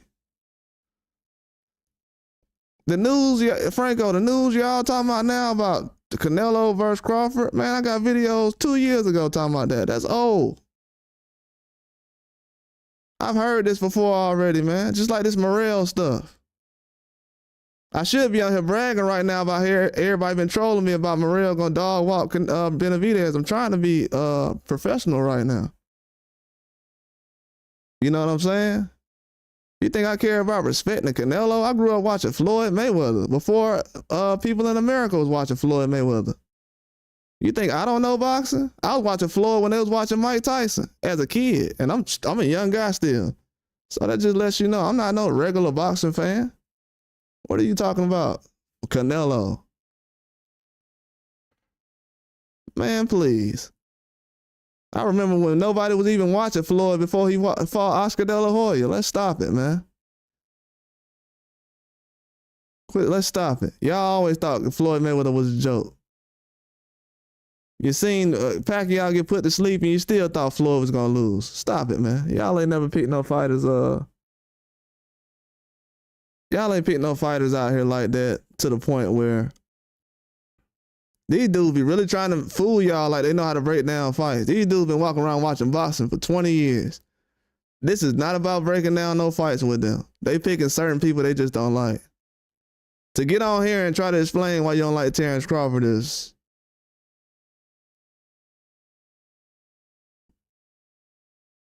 Oh, you said you're a Native American? Oh, okay, that's cool. Wow, man. But to get on here and Morrell is a bum, wow, yeah, that's what I'm saying. Fight him. Like, come on, man. Those days are over with, man. As far as people getting on here talking about defending Canelo, it looks pathetic. You're showing your age, man. You're showing your age, man. 99% of you guys running around talking about Canelo, Benavidez a bum, and Morrell, y'all showing y'all age, man.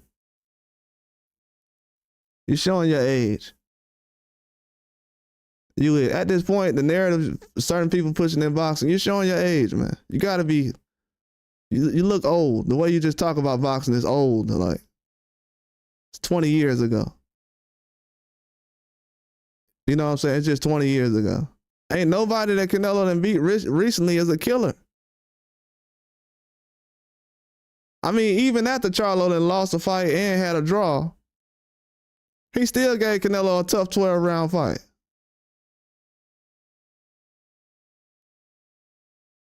So we can sit up here and say what Canelo gonna do, but he ain't did nothing. I done got Canelo all his fights recently correct.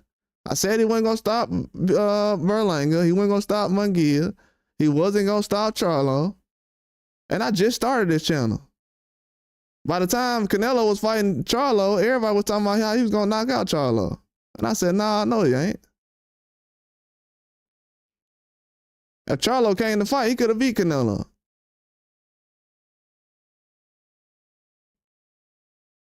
You said, that's what I'm saying, Franco. You just an American hater. That's it. You know, this dude, that right there is getting so played out. People hating on American boxers and stuff. That's played out now, man. That's played out now. Everybody's seen the writing on the wall, the countries going at certain people. It's played out now. That's played out now. People hating on Americans and stuff is played out. Because as soon as they lose 2 boxers, they whole country's quiet now. 2 boxers lose in their country. The whole country quiet. I ain't gonna say no names, but it's 2 fighters I know last year that everybody was sitting over there trolling me about.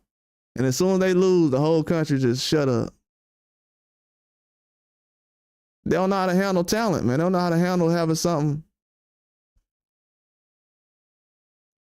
that can go out and perform at a high level. Then they hype these guys up and they get them beat up. And then they go on to the next fighter.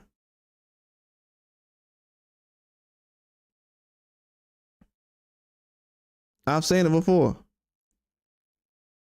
You said Canelo's body is old. Man, come on, man.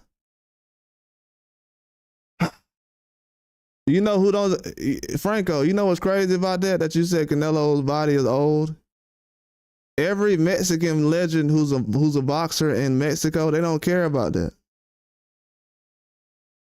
Most fighters in Mexico have 100 fights. You talking about dude having 60 fights with no amateur career that anybody knows about. You talking about 60 pro fights? And then half of the fights was in Mexico against the guys he fought 2 or 3 times. Then the man only knocked out like 40% of the people he's fought in America. Canelo ain't had a knockout in 4 years. Come on, man, let's quit hyping this guy up, man. The only thing I know about Canelo is he might end up ending his career fighting Jake Paul.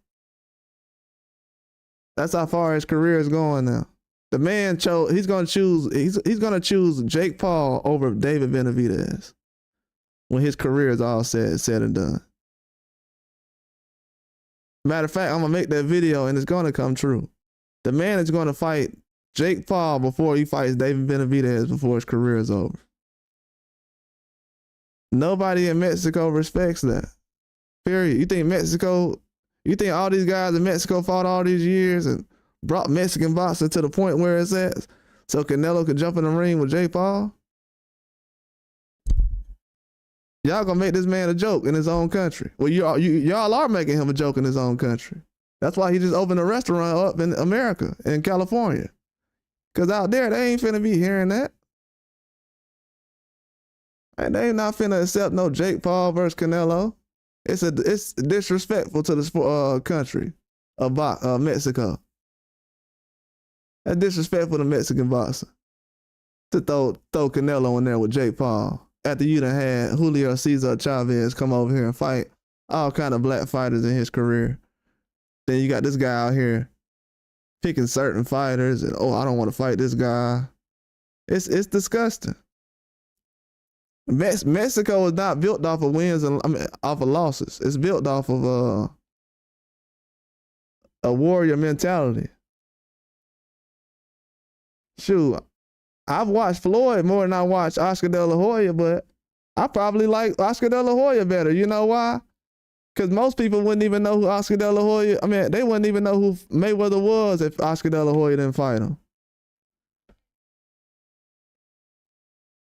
So the same thing that Mayweather did for Canelo, Oscar De La Hoya did for Mayweather.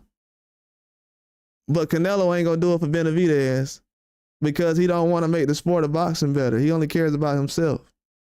People think Mayweather's selfish because he played with the money and everything else, but he gave Canelo a chance.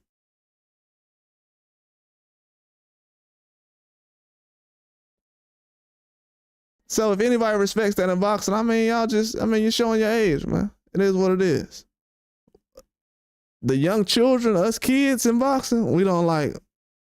The younger crowd, we don't associate with Canelo as far as picking fighters and I'm not ready. That we don't associate with that. In our generation, if you're not ready to fight, you getting hit in your mouth. We're not waiting on you to stand up and, oh, I'm not ready. Let me take my coat off. You get punched in your mouth as soon as on stand. No standby. This is the generation we are. The generation of let me get up and take my coat off so we can rumble. That ain't it no more. That generation's over. That's why boxing is in the position it is now. That's why you said Mexicans know about boxing. Yeah, they know about boxing. That's why Canelo ain't fighting over there. You right, Franco. Mexicans know boxing because you right. Let me tell y'all something real quick. If anybody's on here still, I'm just prove this point real quick before I hop off over here. Franco said Mexicans know about boxing unlike Americans. You right. Mexicans ain't paying for this trash. You right. Mexicans ain't paid for no Canelo fight in the last 5 years.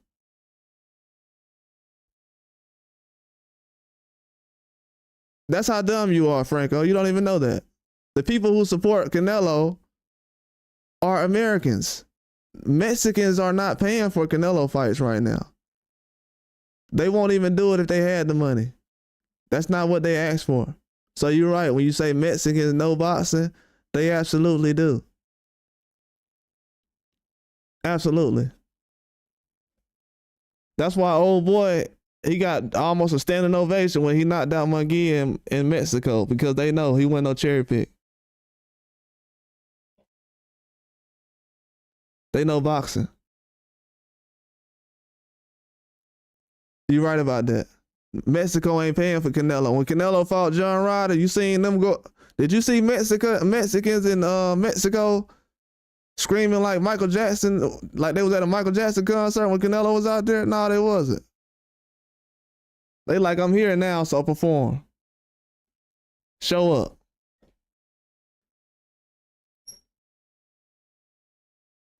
Yeah, when you say they know boxing, yeah, you right.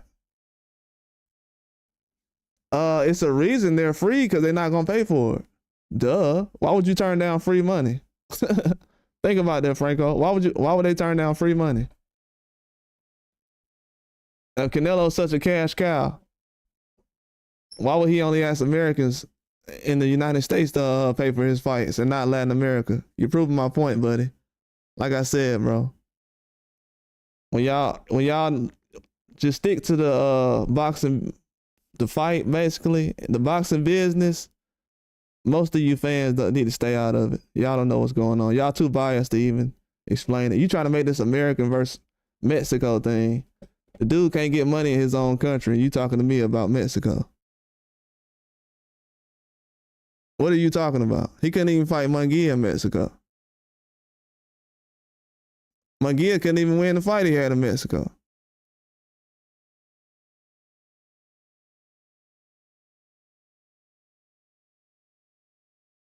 This is why I said Floyd Mayweather destroyed boxing when he ended up accepting the fight with Canelo Alvarez. Benavidez is going through all this right now because Floyd Mayweather wanted to fight Canelo Alvarez. Even Oscar De La Hoya didn't want the fight to happen.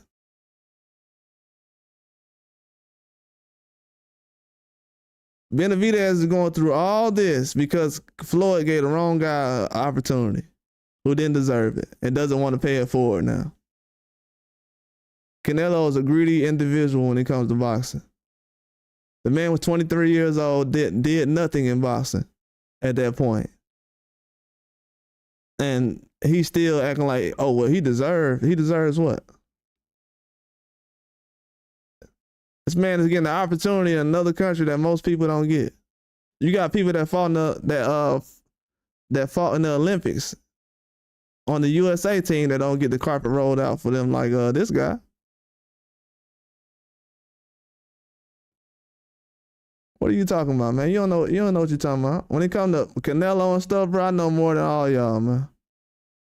Trust me, I done forgot more Canelo news than you ever realize.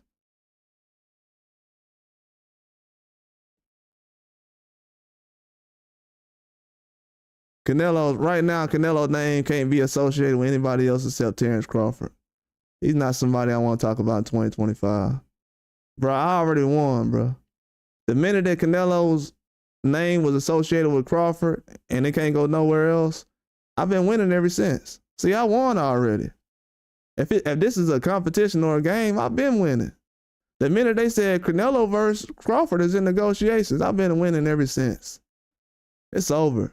The game is over. When it comes to Canelo talking that back and forth about Canelo, I've won already. The man can't fight nobody but Crawford. So the reason why we even discussing Crawford right now is because of Canelo. It's his fault.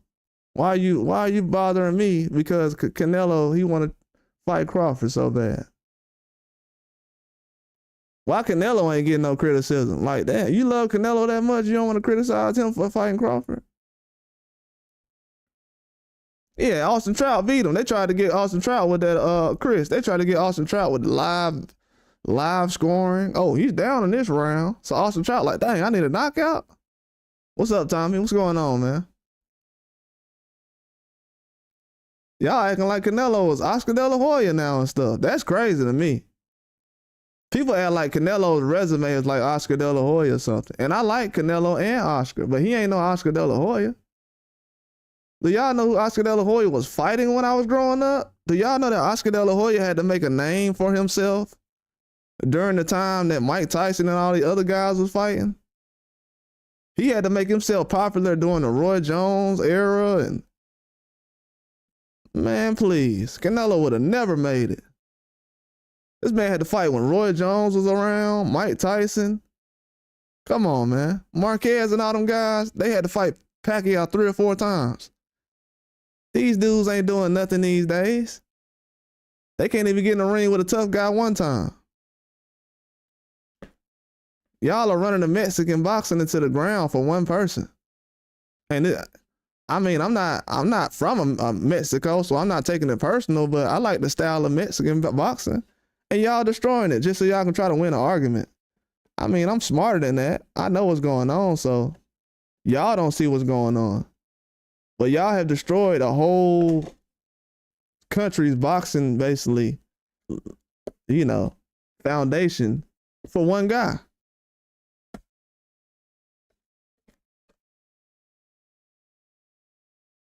They could have moved Munguia the same way they moving Benavidez right now.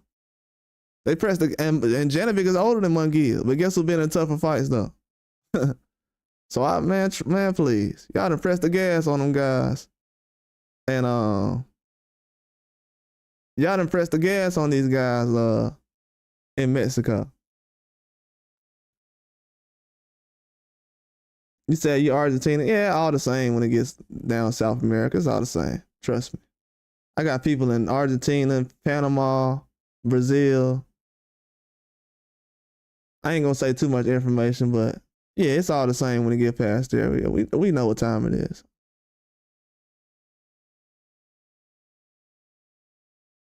We know what time it is.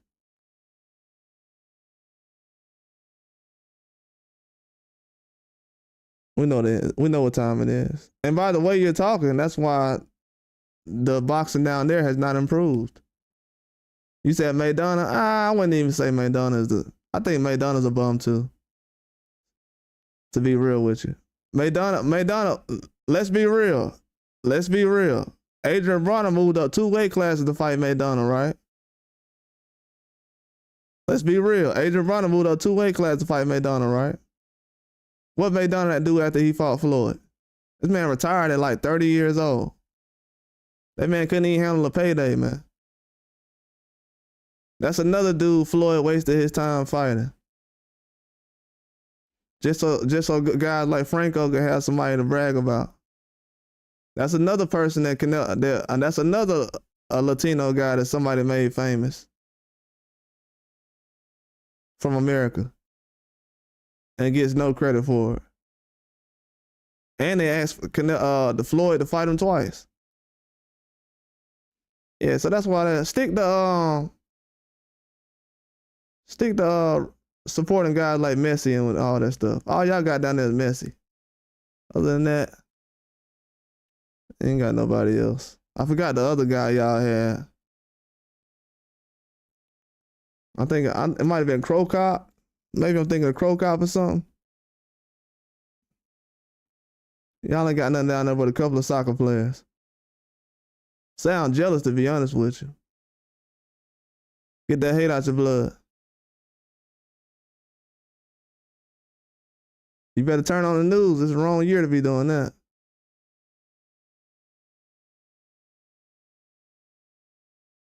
Yeah, like after Maidana fought Floyd Mayweather, he got fat and didn't have a good career, man.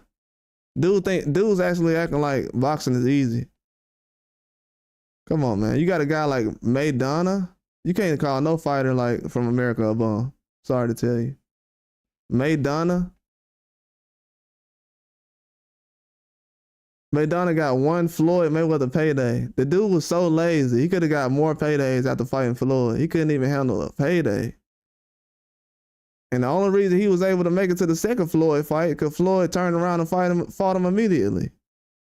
Something that Canelo's never done.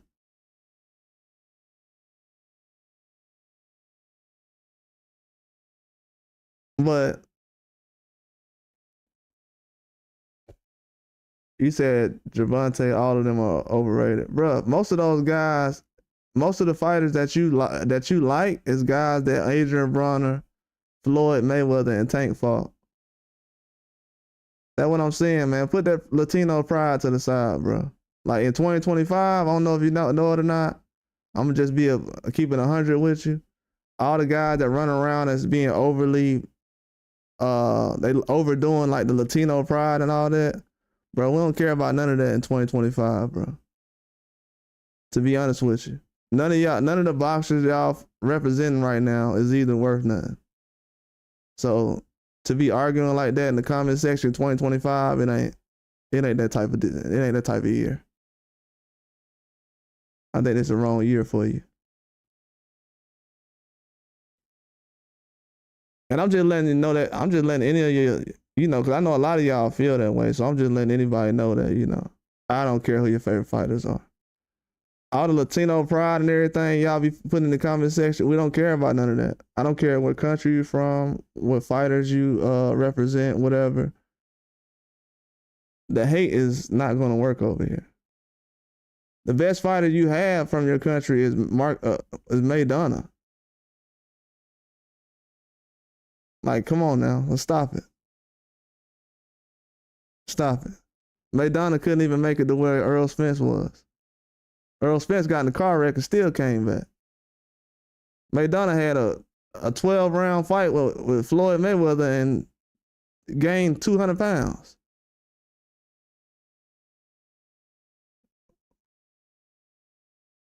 Let's be real, man. Quit trying to celebrate these regular guys, man. These average Joes.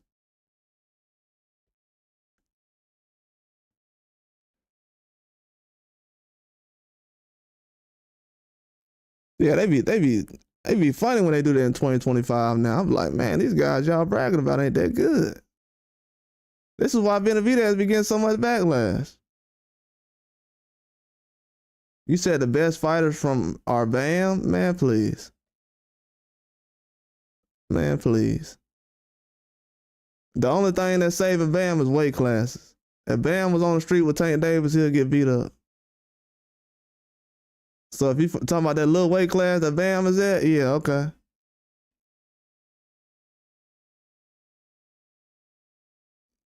Trust me. Tank Davis beat the dog shit out of Bam Rodriguez. This man said Bam.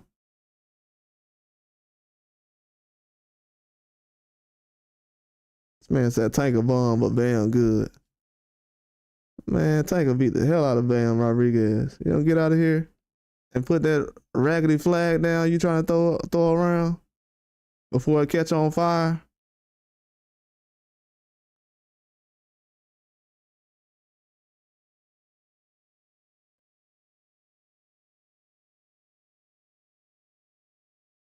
Bro, you just had Lemos come down here and fight. You say you Argentina? You just had Lemos come out here last year and get destroyed. Dang. I don't know what's up with this. People, they think like, man, arguing about American fighters all day, that's all I can do. If you don't like American fighters all day, right, Franco, mention somebody else, man. I ain't on here talking about Tank, Shakur, none of these guys. Like y'all be so obsessed with some of these fighters sometimes. I'm just sitting back and just looking at it because it has nothing to do with boxing. What you talking about? You're just a mad person hating on American fighters. Now you want me to sit up here and be like, yeah, well, Argentina, man, come on, man, cut it out, bro.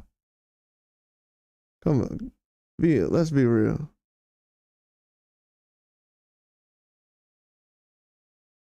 You don't even know what you're arguing about no more. You're just talking. This dude is high. He's on some drugs. But yeah, that's what I'm saying, Chris. These dudes be talking crazy, man. To be honest with you, they're gonna be slurping Canelo till his career is over with. These dudes out here twerking for Canelo, shaking their butt for Canelo.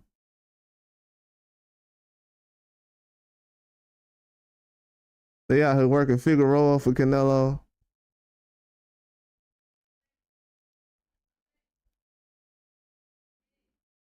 Canelo had just proved that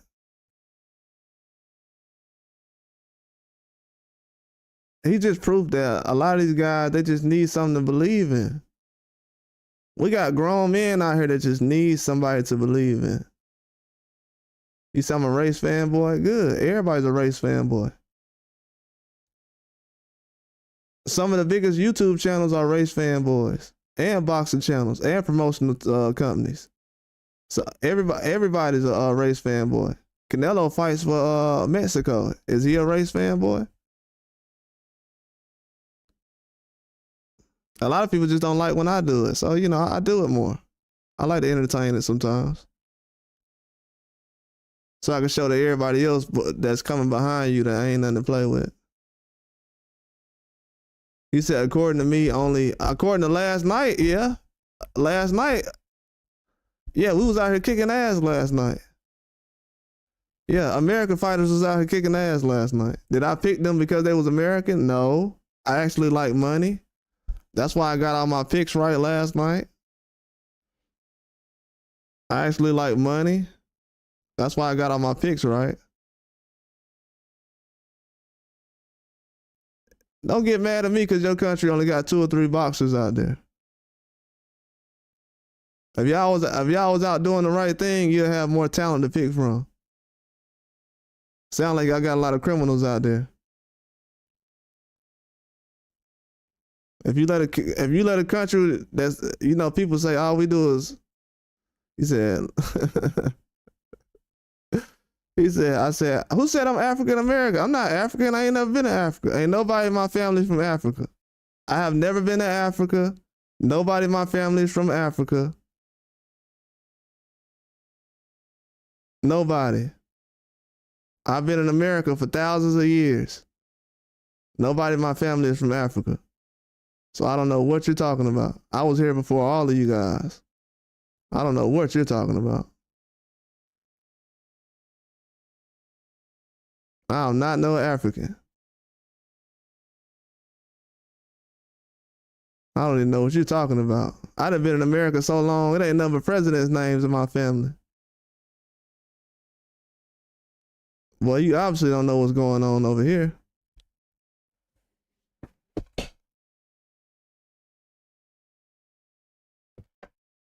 We done been in this country so long, we got presidents' last names. You don't know what's going on. Learn your history, son.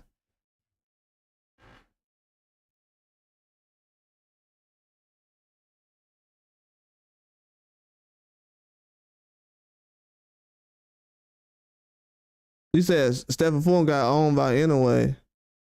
Inouye, bro, Inouye, so what? Inouye, he's not, so what? I mean, you wouldn't even know who Inouye is if it wasn't for Stephen Fulton, to be honest with you. None of y'all was talking about Inouye before he fought Stephen Fulton. And let me tell you something else too. Ain't nobody still talking about Inouye. You talking about, you're in another country talking about stop the cap. Now, who you think is a follower? You're from Argentina, but you speak English. So who's really crazy right now? You said, are the Indians the natives are the real ones, the Indians? You said the Indians? The Indians? The Indians? Bro, shut up, man. Ain't no Indian made no light bulbs. Ain't no Indians invented no elevators. Ain't no Indians invented no cars, no televisions. Ain't no Indians invented no microwaves. Ain't no Indians invented no televisions. All that stuff came from Americans, the African ones you're talking about. So obviously, you don't know what you're talking about. Most of the stuff you're using right now came from black people, from America. Cell phones, all this computer stuff, technology you working on right now. None of the Native Americans you talking about made that stuff. The Native Americans you're referring to is me. Okay? That's the ones who you're referring to.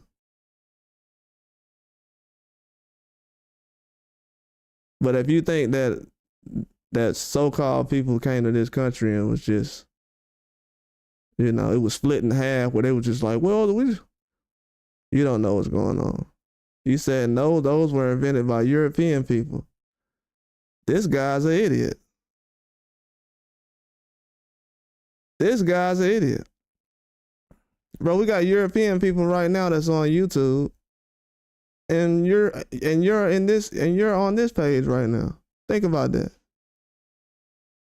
You're saying that European people invented it, but you're on my page right now. So whatever they invented over the last thousands of years, it hasn't been that attractive because you're right here on this page right now. Think about that. Out of all the stuff they invented over the last thousands of years, you on this page. Think about that.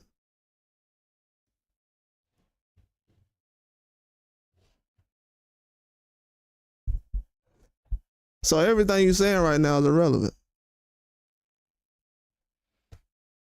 Out of all that stuff you talking about they invented, you on this page right now because you know where the real news comes from. You can't even trust those people right now with the boxing news. That's why you over here right now. Come on, man. What are you talking about? You sound stupid.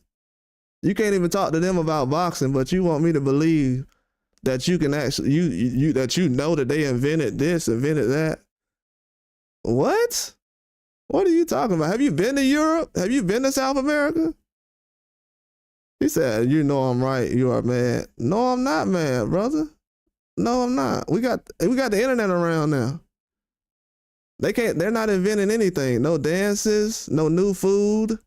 All the food we've seen was already around. Ain't nothing new getting invented right now.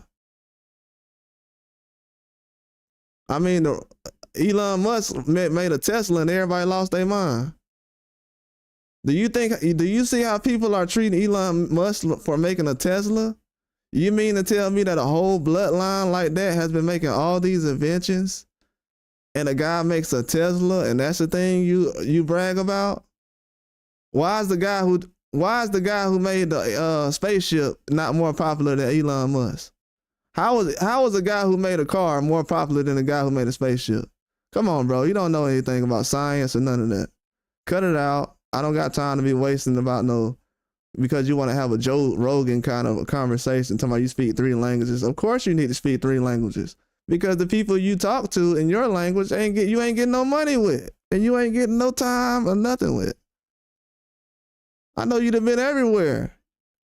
Yeah, you migrating over here now in my comment section about nothing. It turned this conversation to a whole nother situation. And I feel like I'm about to block you, to be honest with you. Because I'm trying to talk about boxing. I ain't trying to talk about none of that shit. You taking this way to a whole nother conversation. To be honest with you.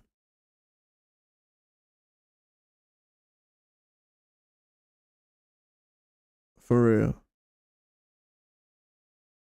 We got Google and shit. We got dudes lying. Yeah, I'm gonna go ahead and block you, Franco. But yeah, I appreciate you for wasting your time. Yeah, I appreciate it, but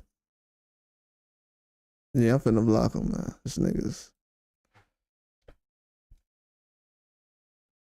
And you know what's crazy? I just wanted to say that to him because I want him to go home with something to realize that I know what he's doing, but it's gonna hurt that what I said more than it hurts me.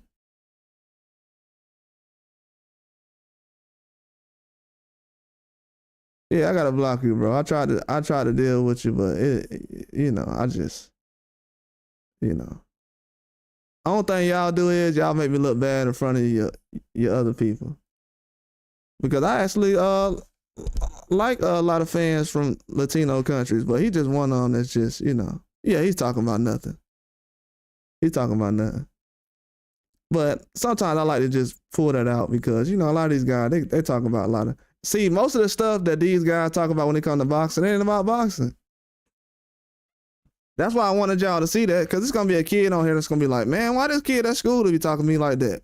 Because they ain't talking about nothing it ain't about nothing that you think. It ain't about no boxing.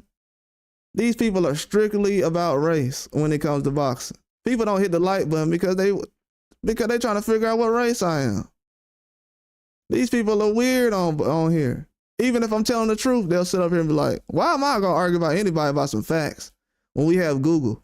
Every iPhone has Siri on it. Why are we arguing about facts in 2025?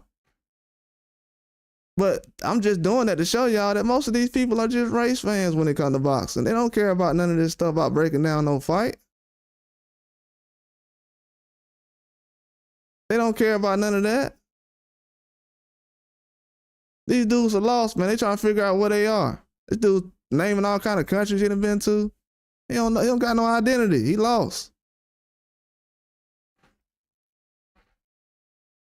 But yeah, man, I hope these guys find their way in the future.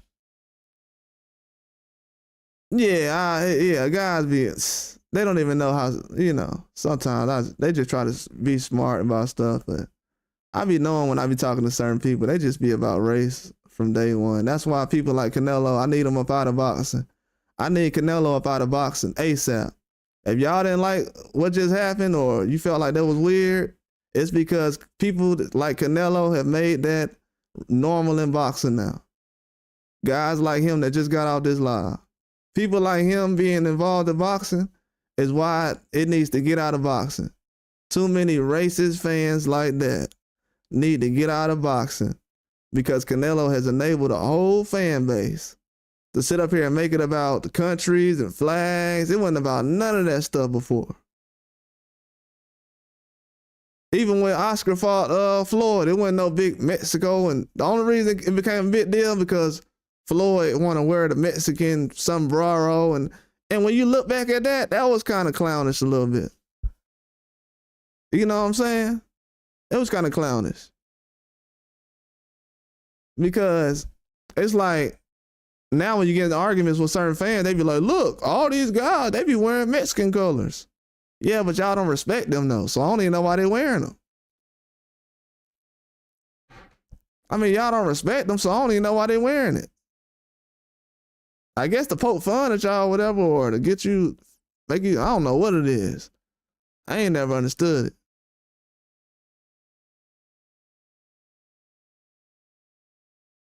First time I seen something where it was like a whole bunch of flags, was like, I think Ricky Hatton. I'm like, dang, what all these flags is about?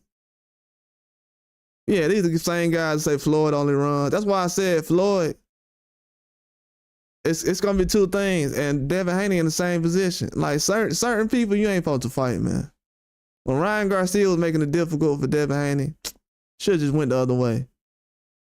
Not to say because he lost or nothing. It's just look at some of these guys ain't worth the trouble, bro.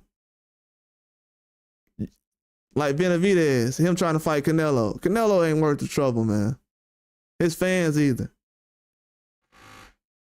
We got grown men out here trying to punish a guy. Then this guy gonna turn around and tell me, oh, I like Benavidez.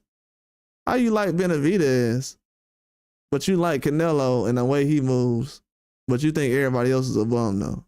Oh, because they're dark. Okay.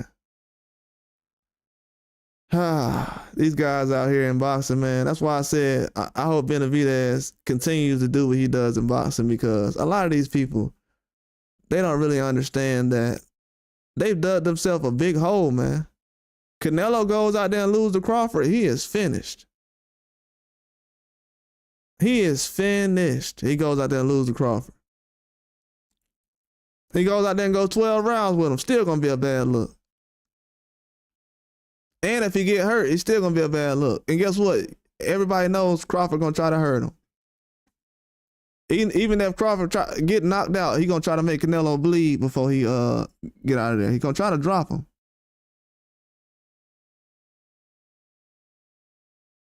Yeah, he younger than Crawford though. Canelo is old because he ain't taking the same stuff he used to take. Canelo been looking old since he failed that PED test. And we gonna keep it a buck. And we gonna be honest, Canelo ain't looked the same since he took the PEDs, to be honest with you. The thing that made him look good was knocking out Kovalev. But he's everything that they said they didn't want Floyd to be. Oh, Floyd, he goes the distance with everybody. He doesn't get knockouts. They said, oh, well, even with Carissa Shields, they said she don't get knockouts. Hey, Right now, Canelo ain't getting knockouts either. It's hard to get knockouts when you actually fighting in a 50-50 fight. And to be honest with you, I don't think Munguia versus Benavidez is a 50-50 fight. That's why I'm telling people now, it's levels of this. They thinking of Canelo being on the level of what Benavidez and these guys are. Canelo ain't doing that right now. He ain't fighting like Benavidez is right now. He's fighting like how Berlanga and Munguia is fighting.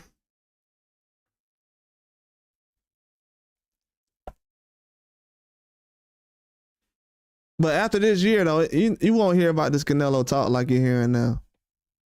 Like I've said, these people, all they've done is brought so much attention to the fighters around Canelo that Canelo's been forced into a Crawford fight. If he don't fight Crawford right now, he's going to be not thought of. There's nobody else people want to see Canelo fight right now. They want to see him fight Benavidez, but he got all kind of excuses.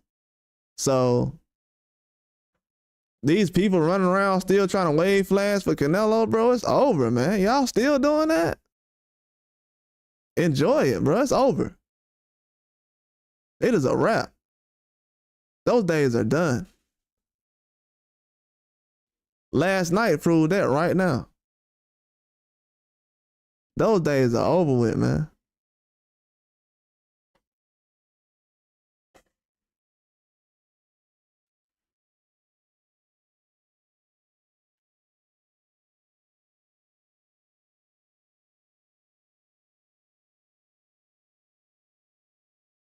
Those days are over. Somebody named Roscoe Jones came here.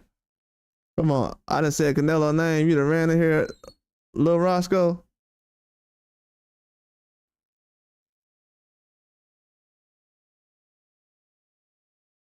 But yeah, man, these dudes, they scared to give it up, but it is what it is. It is what it is. I'm gonna have fun with this one. I'm gonna have fun with this one. I knew this was gonna happen. I knew that Canelo was gonna put himself in the corner like this, and you was gonna have grown men out here screaming about how he ain't getting treated right and everything else. This is crybaby stuff, and we talking about dudes deserve to be the face of boxing. How? His fans can't even handle him being the face of boxing. This is embarrassing. You ain't never see when Floyd fans was running around. You didn't see all this stuff going on. Not like this. Everybody's a bum. They ain't good enough. And now Canelo, he's supposed to be at some level that. So right now, they treating Canelo like he's a level above Floyd. Now this is a guy who got destroyed by Floyd Mayweather. But for some reason, because Floyd ain't fighting no more, Canelo just on a level so high that he should not be associated with any of these boxers like Benavidez and Crawford. Man, please. Y'all gonna get the boy beat down, and it is what it is. I'm all for it at this point. Ain't no boxer bigger than the sport of boxing. That's gonna be my theme on this channel until it's over with. Ain't no boxer bigger than the sport of boxing. I don't care, Tank, whoever. Like here, how everybody jumping on the bandwagon with Ryan Garcia right now. Bro, y'all think, okay, you know what? At this point right now, I look at it like war. We can go against each other then. Cause it ain't about the breakdowns no more. It ain't about the fights no more. Got dudes on here talking about American this and that. I ain't trying to hear that, little boy. Y'all finna have nothing to talk about in boxing. Turkey Al-Sheikh finna kill everything y'all been talking about. Everything y'all been posting for the last 4 or 5 years about boxing, none of it's coming true. It's over with. Everything I'm talking about finna come true in boxing. It's happening right now. Told y'all Crawford versus Canelo. He need Crawford. He need him. Told y'all this. I've been saying this for a year. Canelo need Crawford.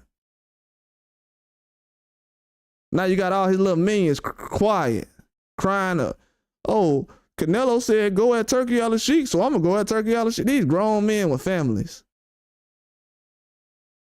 Canelo said go at Turkey Al-Sheikh, so I'm gonna go at him. Go at Crawford because he asked for the fight. Benavidez. Anybody that bothers Canelo I'm going to go at him. There's somebody calling out Devin Haney every day. You don't see no Devin Haney fans out here like, oh my God, I can't believe so-and-so called him out. But every day you got these other dudes out here like, oh, Canelo, man, Canelo done got beat down already. The beat down that y'all think Haney got against Ryan Garcia, Canelo got that against Lil Floyd, and he was bigger than Floyd. So don't act like y'all care about, oh, I ain't gonna forget about that beat down. You forgot about the one Canelo got. Y'all are done out here. Then y'all let somebody get into the ring with Canelo that got the same skills as Floyd with knockout power. Oh my God, y'all have set this guy up for a career ender. It's over with. And after that happens, I'm gonna be at 100,000 subscribers. Cause by then, I'm gonna be the Wizard of Oz when it comes to this.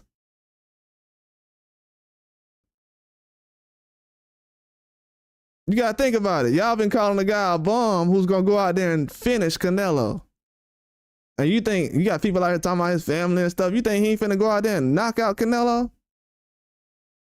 I hope they do keep motivating and try to pick at Crawford. I hope they control Crawford as much as they can before this fight. Piss him off as much as you can, so he can go in there and do the same thing he did with Earl Spence. And you can tell the way he was fighting Earl Spence. He wasn't mad at Earl Spence. He was mad at everybody saying that he was trash all these years. The man went in there and fought so well. People talking about I don't even know if Earl Spence is gonna be the same after one fight. Y'all doubting that guy? Who got in the fight with Earl Spence? And y'all talking about Earl Spence ain't gonna be the same? And Earl Spence was standing up at the end of the fight? Earl Spence wasn't knocked out, sleep. He was standing up, looking at the referee. So mind you, a guy that didn't get put to sleep, y'all talking about his career might be over. But the guy who beat him, you don't think he good. Man, I'm finna get this money. I'm finna get this money. I got this money yesterday, and I'm finna get this money the rest of the year. Trust me, I'm finna get this money. I'm finna eat. You already got guys crying about VADA and PEDs and everything else that last year talking about PEDs don't matter. I'm finna get this money. Trust me. If y'all would have bet with me last year that, oh, these boxers ain't gonna say nothing about PEDs, you already got guys crying about PEDs. I'm gonna get this money. Trust me. Trust me, I'm gonna get it. I ain't gonna let my little personal feelings get involved as far as no boxing. I'm a grown man. I ain't finna be crying about no boxers. I'm gonna get this money. Trust me. Just like I got it last night, I'm gonna get it. Ain't nobody trying to, man, these dudes be worried about the wrong thing when it comes to boxing.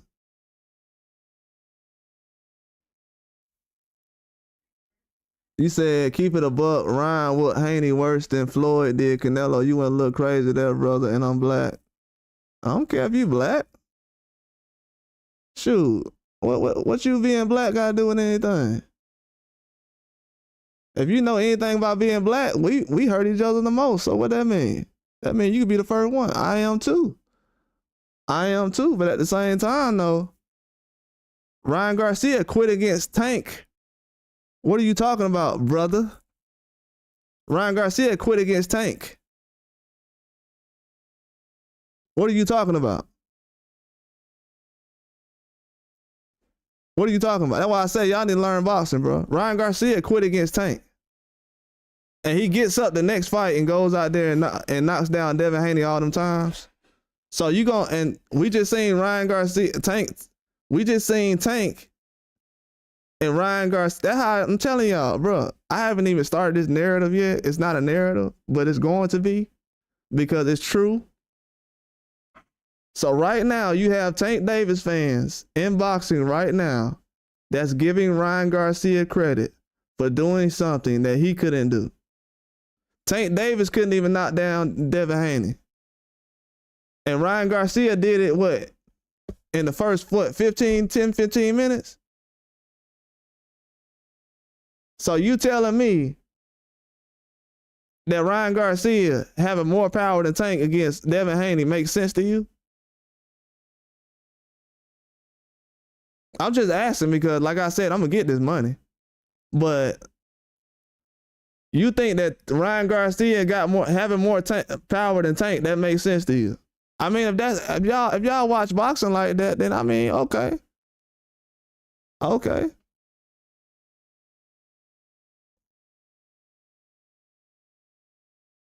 y'all watch boxing like that, okay. We gonna find out. But guess what though? I know I'm gonna trust me all day.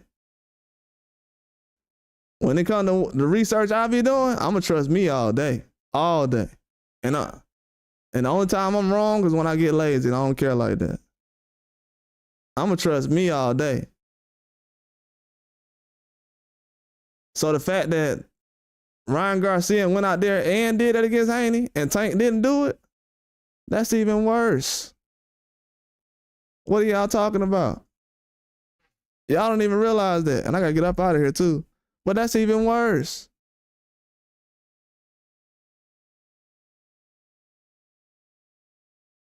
So now Ryan Garcia got to explain why he got more power than Tank Davis against Devin Haney. So what was you saying about that, Roscoe? I ain't hear you talking about that, Roscoe. What was you saying, Roscoe? Because I kept it a buck just then and you ain't say nothing then. And that's facts too. And I got video proof. I don't know how much y'all be watching boxing, but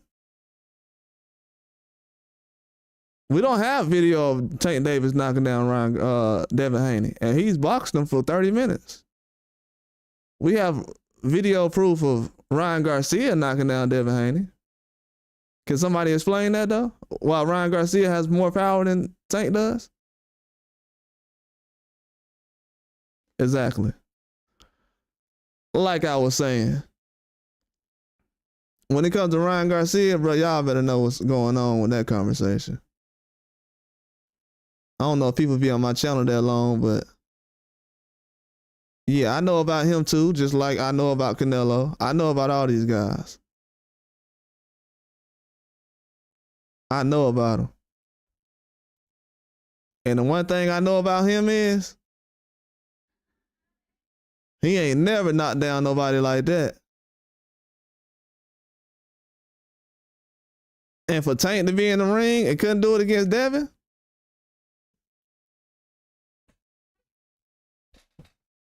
yeah, somebody got to answer that.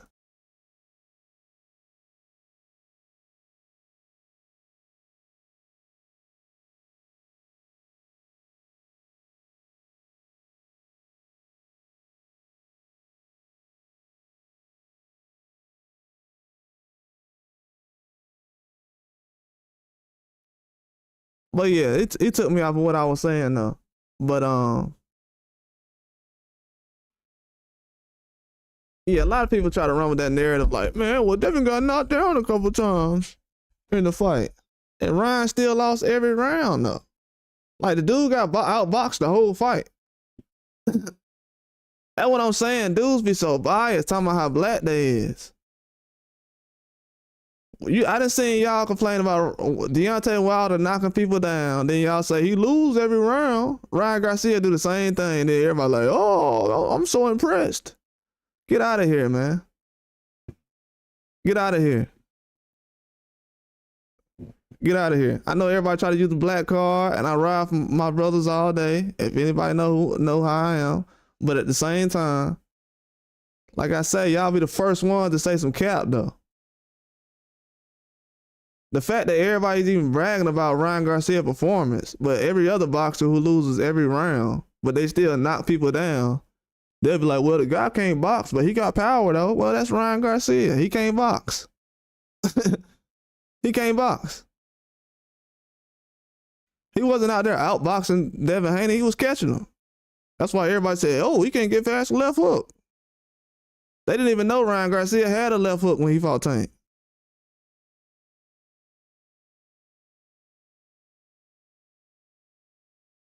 And you think that for some reason, him getting caught and getting dropped like that multiple times, and I'm trying to explain why, because ain't nobody sat up here and explain. I might have to do a whole live, and I might have to do one. I don't know if it's going to be tomorrow. It might be Tuesday.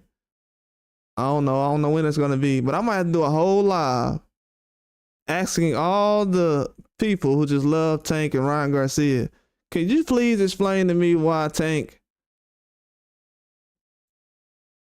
couldn't knock out Devin Haney, but for some reason Ryan Garcia was able to drop him and Tank has more power? Could someone explain that to me? No, they won't be able to. They won't be able to because they know the real answer. Talking about PEDs don't work. Then everybody talking about, well, you heard about that boxer who the testing with Morrell? I'm like, bro, I ain't trying to hear about none of that testing stuff. I know I already said something about that stuff. Y'all said it don't matter, so it don't matter. Anybody who's an advocate for that, I mean, that's up to them.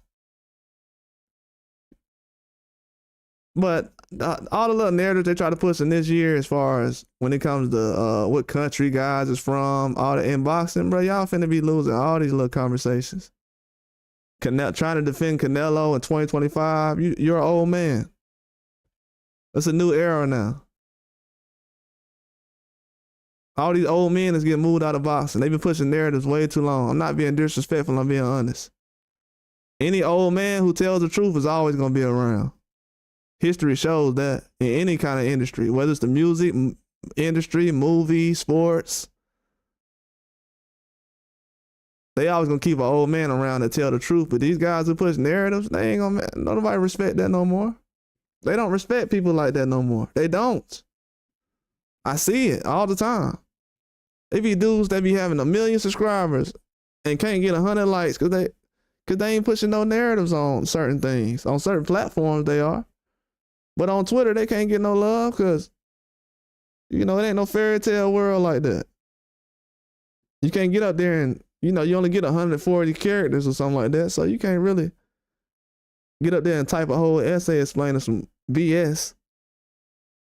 So usually don't nobody like it. But the narratives are going away, man. Anybody trying to stand behind Canelo and protect him at this point, you're going to lose, your reputation in boxing is going to fall. And a lot of people have, that's why they're trying to sit around and do an about face. And, well, Benavidez is the next face of boxing. I'm seeing people say he the next face of boxing. He run boxing, he the new sheriff in town, and he pound for pound, and this and this. I'm like, oh, okay. He couldn't be that last week? So he can be that last week? Why? Because Canelo said he need to fight somebody the same size? Oh, okay. So y'all feelings is based off of what Canelo said.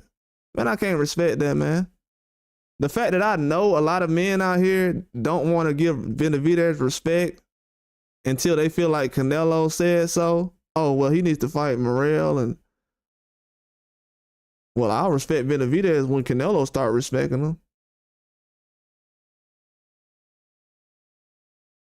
It's falling short, man. It's falling short. It's falling short. Like, even me saying, picking Stephen Fulton this week to win. The man won his last fight, but I got a whole bunch of people in here talking about some, oh, well, I'm picking Figueroa.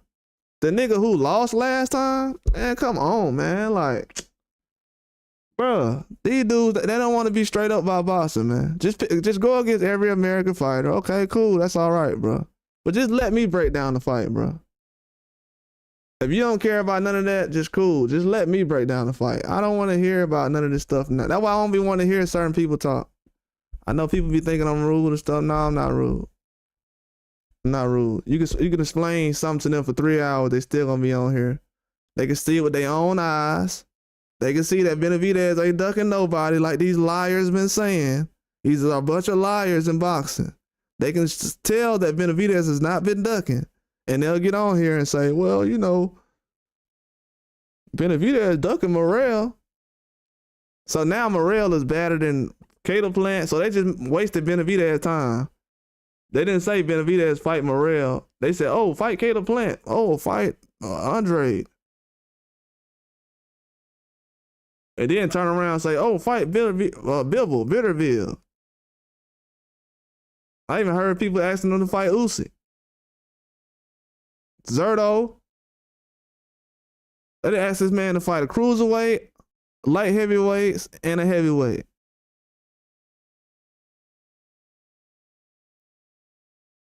And we got people out here still capping for people like Canelo and Lion Ryan Garcia. Dude out here knocking out people worse than Tank did. And ain't nobody questioning his power. Man, y'all don't know no boxing. That's why I say Tank Davis ain't got no real fans. That's what I need to find out in 2025. How many real fans Tank got? Because if you giving Ryan credit for something Tank couldn't do, yeah, you ain't no Tank fan. Sorry to tell you. And a lot of people don't know that. That's how you can test if these dudes really Tank fans. You be like, hey man, you think how Ryan was able to knock Haney down so easy like that, but Tank couldn't do it? Yeah, that's one of these diehard Tank fans that they ain't gonna give you no answer. But these dudes is twerking out here for Tank. They ain't out here telling the truth. But yeah, those days as far as trying to argue about, you said Tank is good. Yeah, he good for 130. He good for 130. The only thing that saved Tank life is Ryan Garcia taking the PEDs. Ryan Garcia taking the PEDs saved Tank life.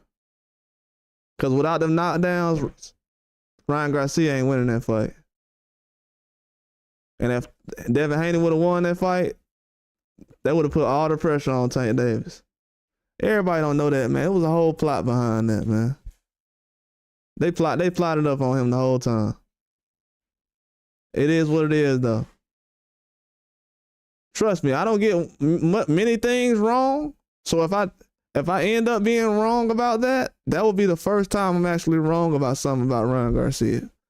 But if anybody want to check my channel, this is just a hint.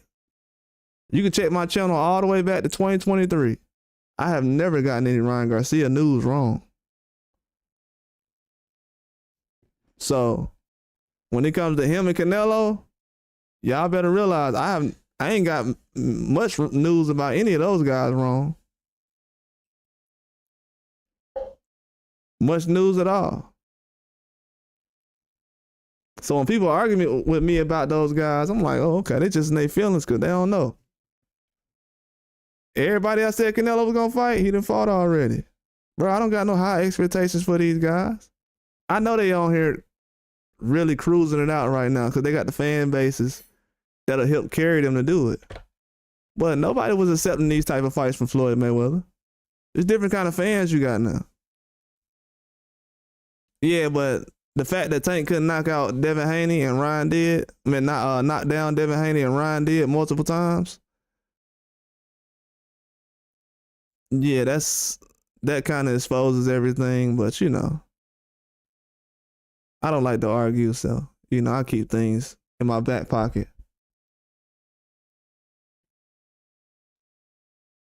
But the fact that Tank couldn't knock down Devin Haney and Ryan did, a lot of people gonna have to answer for that.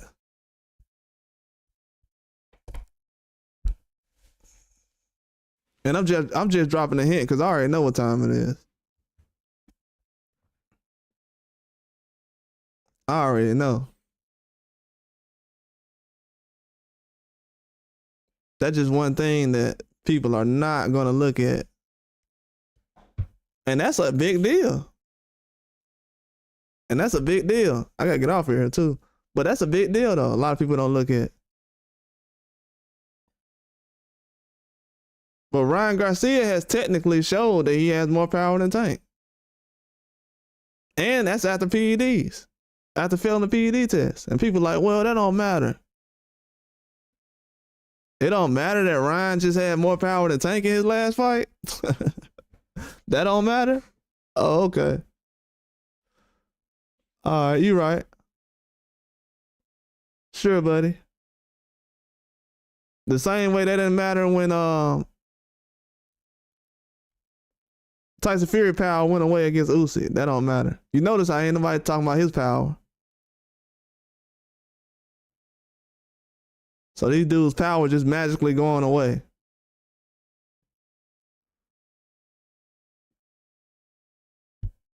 funny how that happens. But yeah, that's a real thing though, Native Wild man. Like technically, the only person I've seen knock down Devin Haney is Ryan Garcia. And I have a video where Tank and Devin was fighting, and he never dropped Devin Haney on the ground, not one time.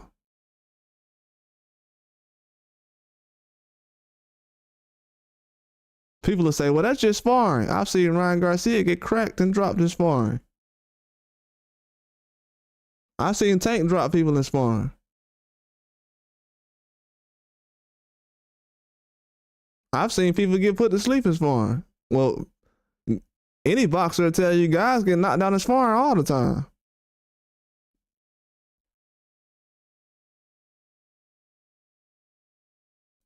Guys get knocked out in sparring all the time.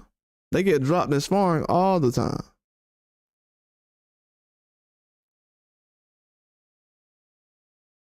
So for Tank not to be able to do that against 16-year-old Haney, but Ryan was able to,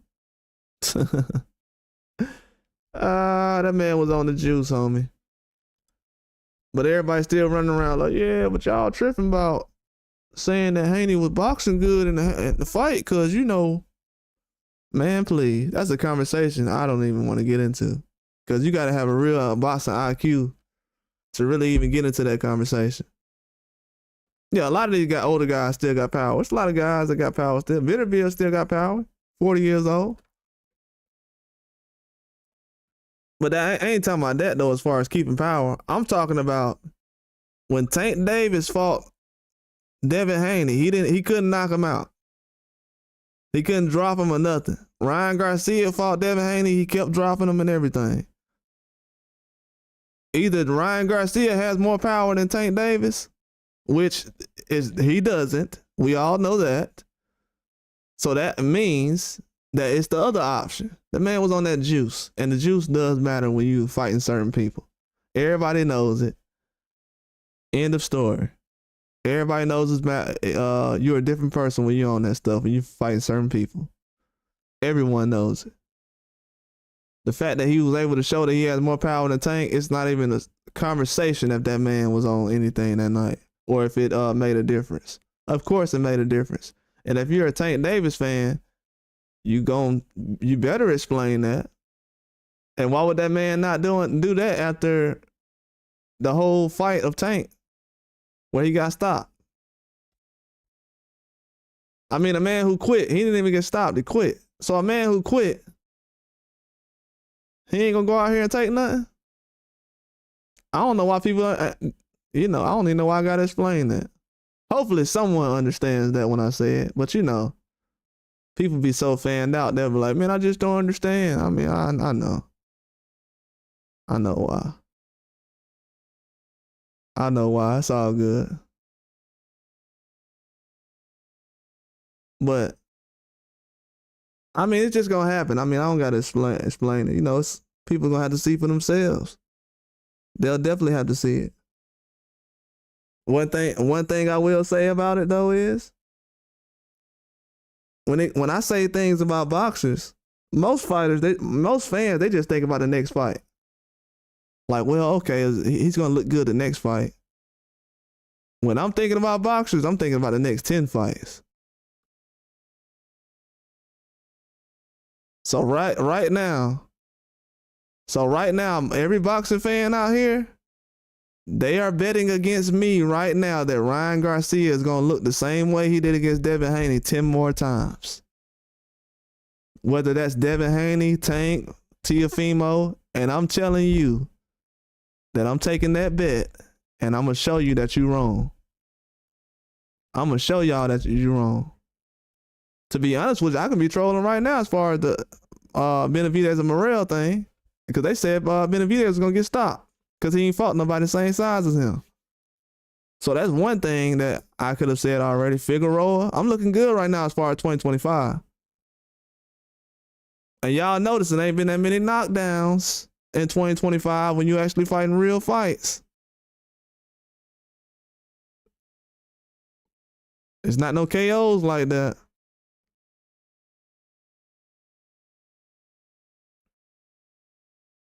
But yeah, I've been telling these people already. And it's sad we got to go through all this to have a 50-50 fight. I mean, people like Canelo have ran boxing into the ground so much that we have to now overpay to get a 50-50 fight.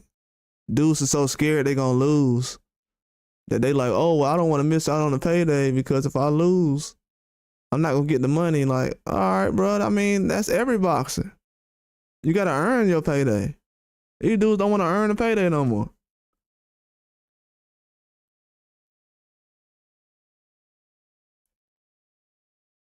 You got people that don't want to earn a payday. But yeah, well, man, that's all I'm saying. I'm just saying that everybody think that Ryan Garcia, if he's that talented, I should be able to pull up 10 videos where he's performing like that. But he's not. So I already know what time it is. Trust me, bro. I know what time it is. Trust me. When that man's name come up, my lives be going all kind of ways. I definitely know what's going on. But they gonna see. It's not gonna be good, trust me. It's not gonna be good. Boxing is a marathon, bro. Boxing is a marathon. It is a marathon. That's what people do not understand. When you love boxing, see, ain't nobody got to question whether Terrence Crawford loved boxing or would he fight this person. Yes, he would. He'll fight a lot of people. Him and Benavidez was talking about fighting. Terrence Crawford and Benavidez almost fought. They tried to get him to go to 68 and fight Benavidez.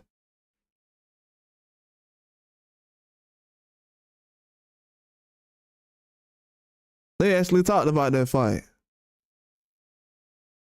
The only fight Benavidez ain't took that Canelo is possibly gonna take is like it's Crawford or something, or that fight didn't happen.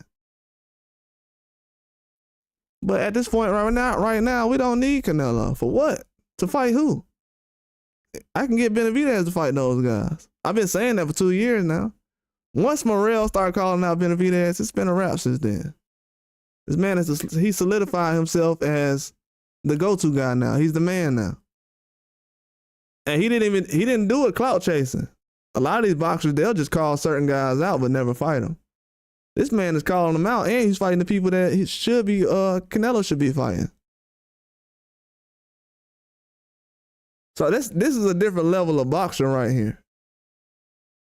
People try to make it seem like Ryan Garcia is on the same level as that. No, he ain't.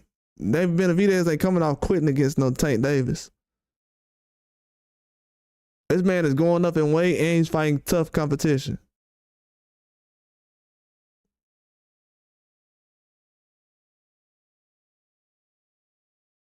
Yeah, when somebody willing to fight anyone, which Ryan Garcia does do that. He does fight anyone. But it's just going to be a tough year for a lot of these guys, man. They trying to run behind. And they trying to promote them because they from the same country or whatever. I'm like, bro, it is what it is, man. I mean, that's a good thing about boxing. You know, you can always support the people where you come from, but that ain't the main ingredient to why the sport good. The sport of boxing ain't good because you supporting some trash fighter who ain't fighting nobody. That ain't why sport of boxing is good. They trying to make it to that point now. You know, well, I'm supporting the guy from that. Okay, but he ain't that good. He ain't supposed to be in no undisputed fight, though. Like Janovic right now, you can't name one person that people like that Janovic fought. But the man got 2 belts. And he's in his close to mid-30s. Got 2 belts. Fought for 2 championship belts, and nobody knows who he fought.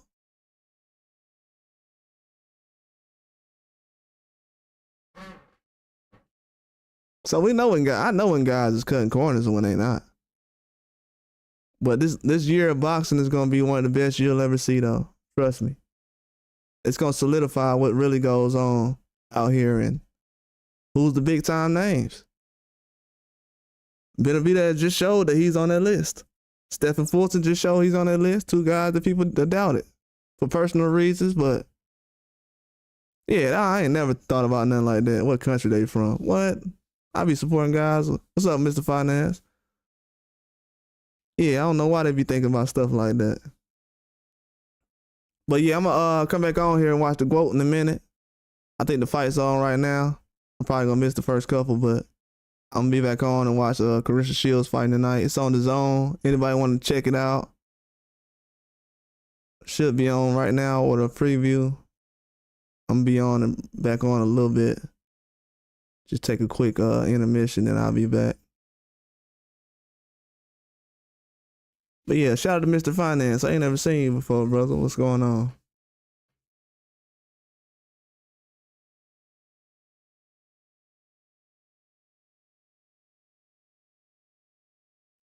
But yeah, man, the sport of boxing is getting exactly where it needs to get to. But I think my days of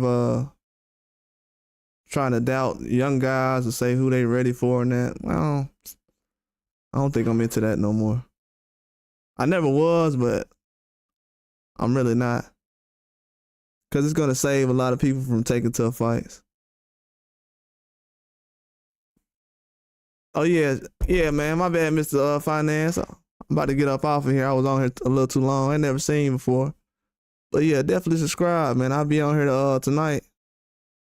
Yeah, oh yeah. I got some reactions I did. If you go to my live last night, I talked about it, and I'm just happy. I'm glad the fight went the distance, and I'm glad Morrell was able to show his talent, and that he didn't get destroyed at 75 or something. I ain't want nothing bad to happen to him, to get stopped and nothing like that. But I wanted Benavidez to come out and show that why Canelo isn't fighting him. That's all I wanted to see. And I wanted Morrell to show why Canelo hasn't fought him either. And I think they both showed that. Both showed they got great chins, can take any kind of punch from anybody.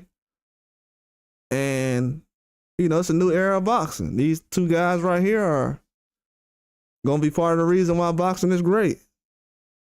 Stephen Fulton, another guy, did great last night against Figueroa. He's a lot better than what people remember him in the Inouye fight. He's been telling people that, but some of these boxers be lying so much. When you hear somebody tell the truth, it sounds kind of weird. But he tells the truth about where he's at in his career. Feels better at 126, and Pitbull had a good fight last night as well. So everybody's showing up. When these guys want to fight some tough fights, they take the tough fights, but they don't get the credit they deserve for what they bring to the sport. They do a lot for the sport. They're not as active as they should be, but I'm glad they was able to fight last night and display their talents, because a lot of these guys get credit for stuff they don't deserve, man. Too many guys have gotten fights with Inouye, or not just Inouye, or Canelo, and all these other guys. They don't deserve to fight, especially ahead of somebody like Morrell or Benavidez. And fans have been okay with it. They try to make it seem like it's a competition of, they trying to destroy these young guys, man. They trying to destroy these young guys. Boxing is the only sport where they don't want to congratulate the young guys. This is the only sport where they try to destroy the young guys. This is the only sport. And that's a huge fact. It's the only sport. All the other sports, they take care of the young guys. This sport, destroy them. He lose one fight as a prospect, troll him, get him up out of here. He's finished.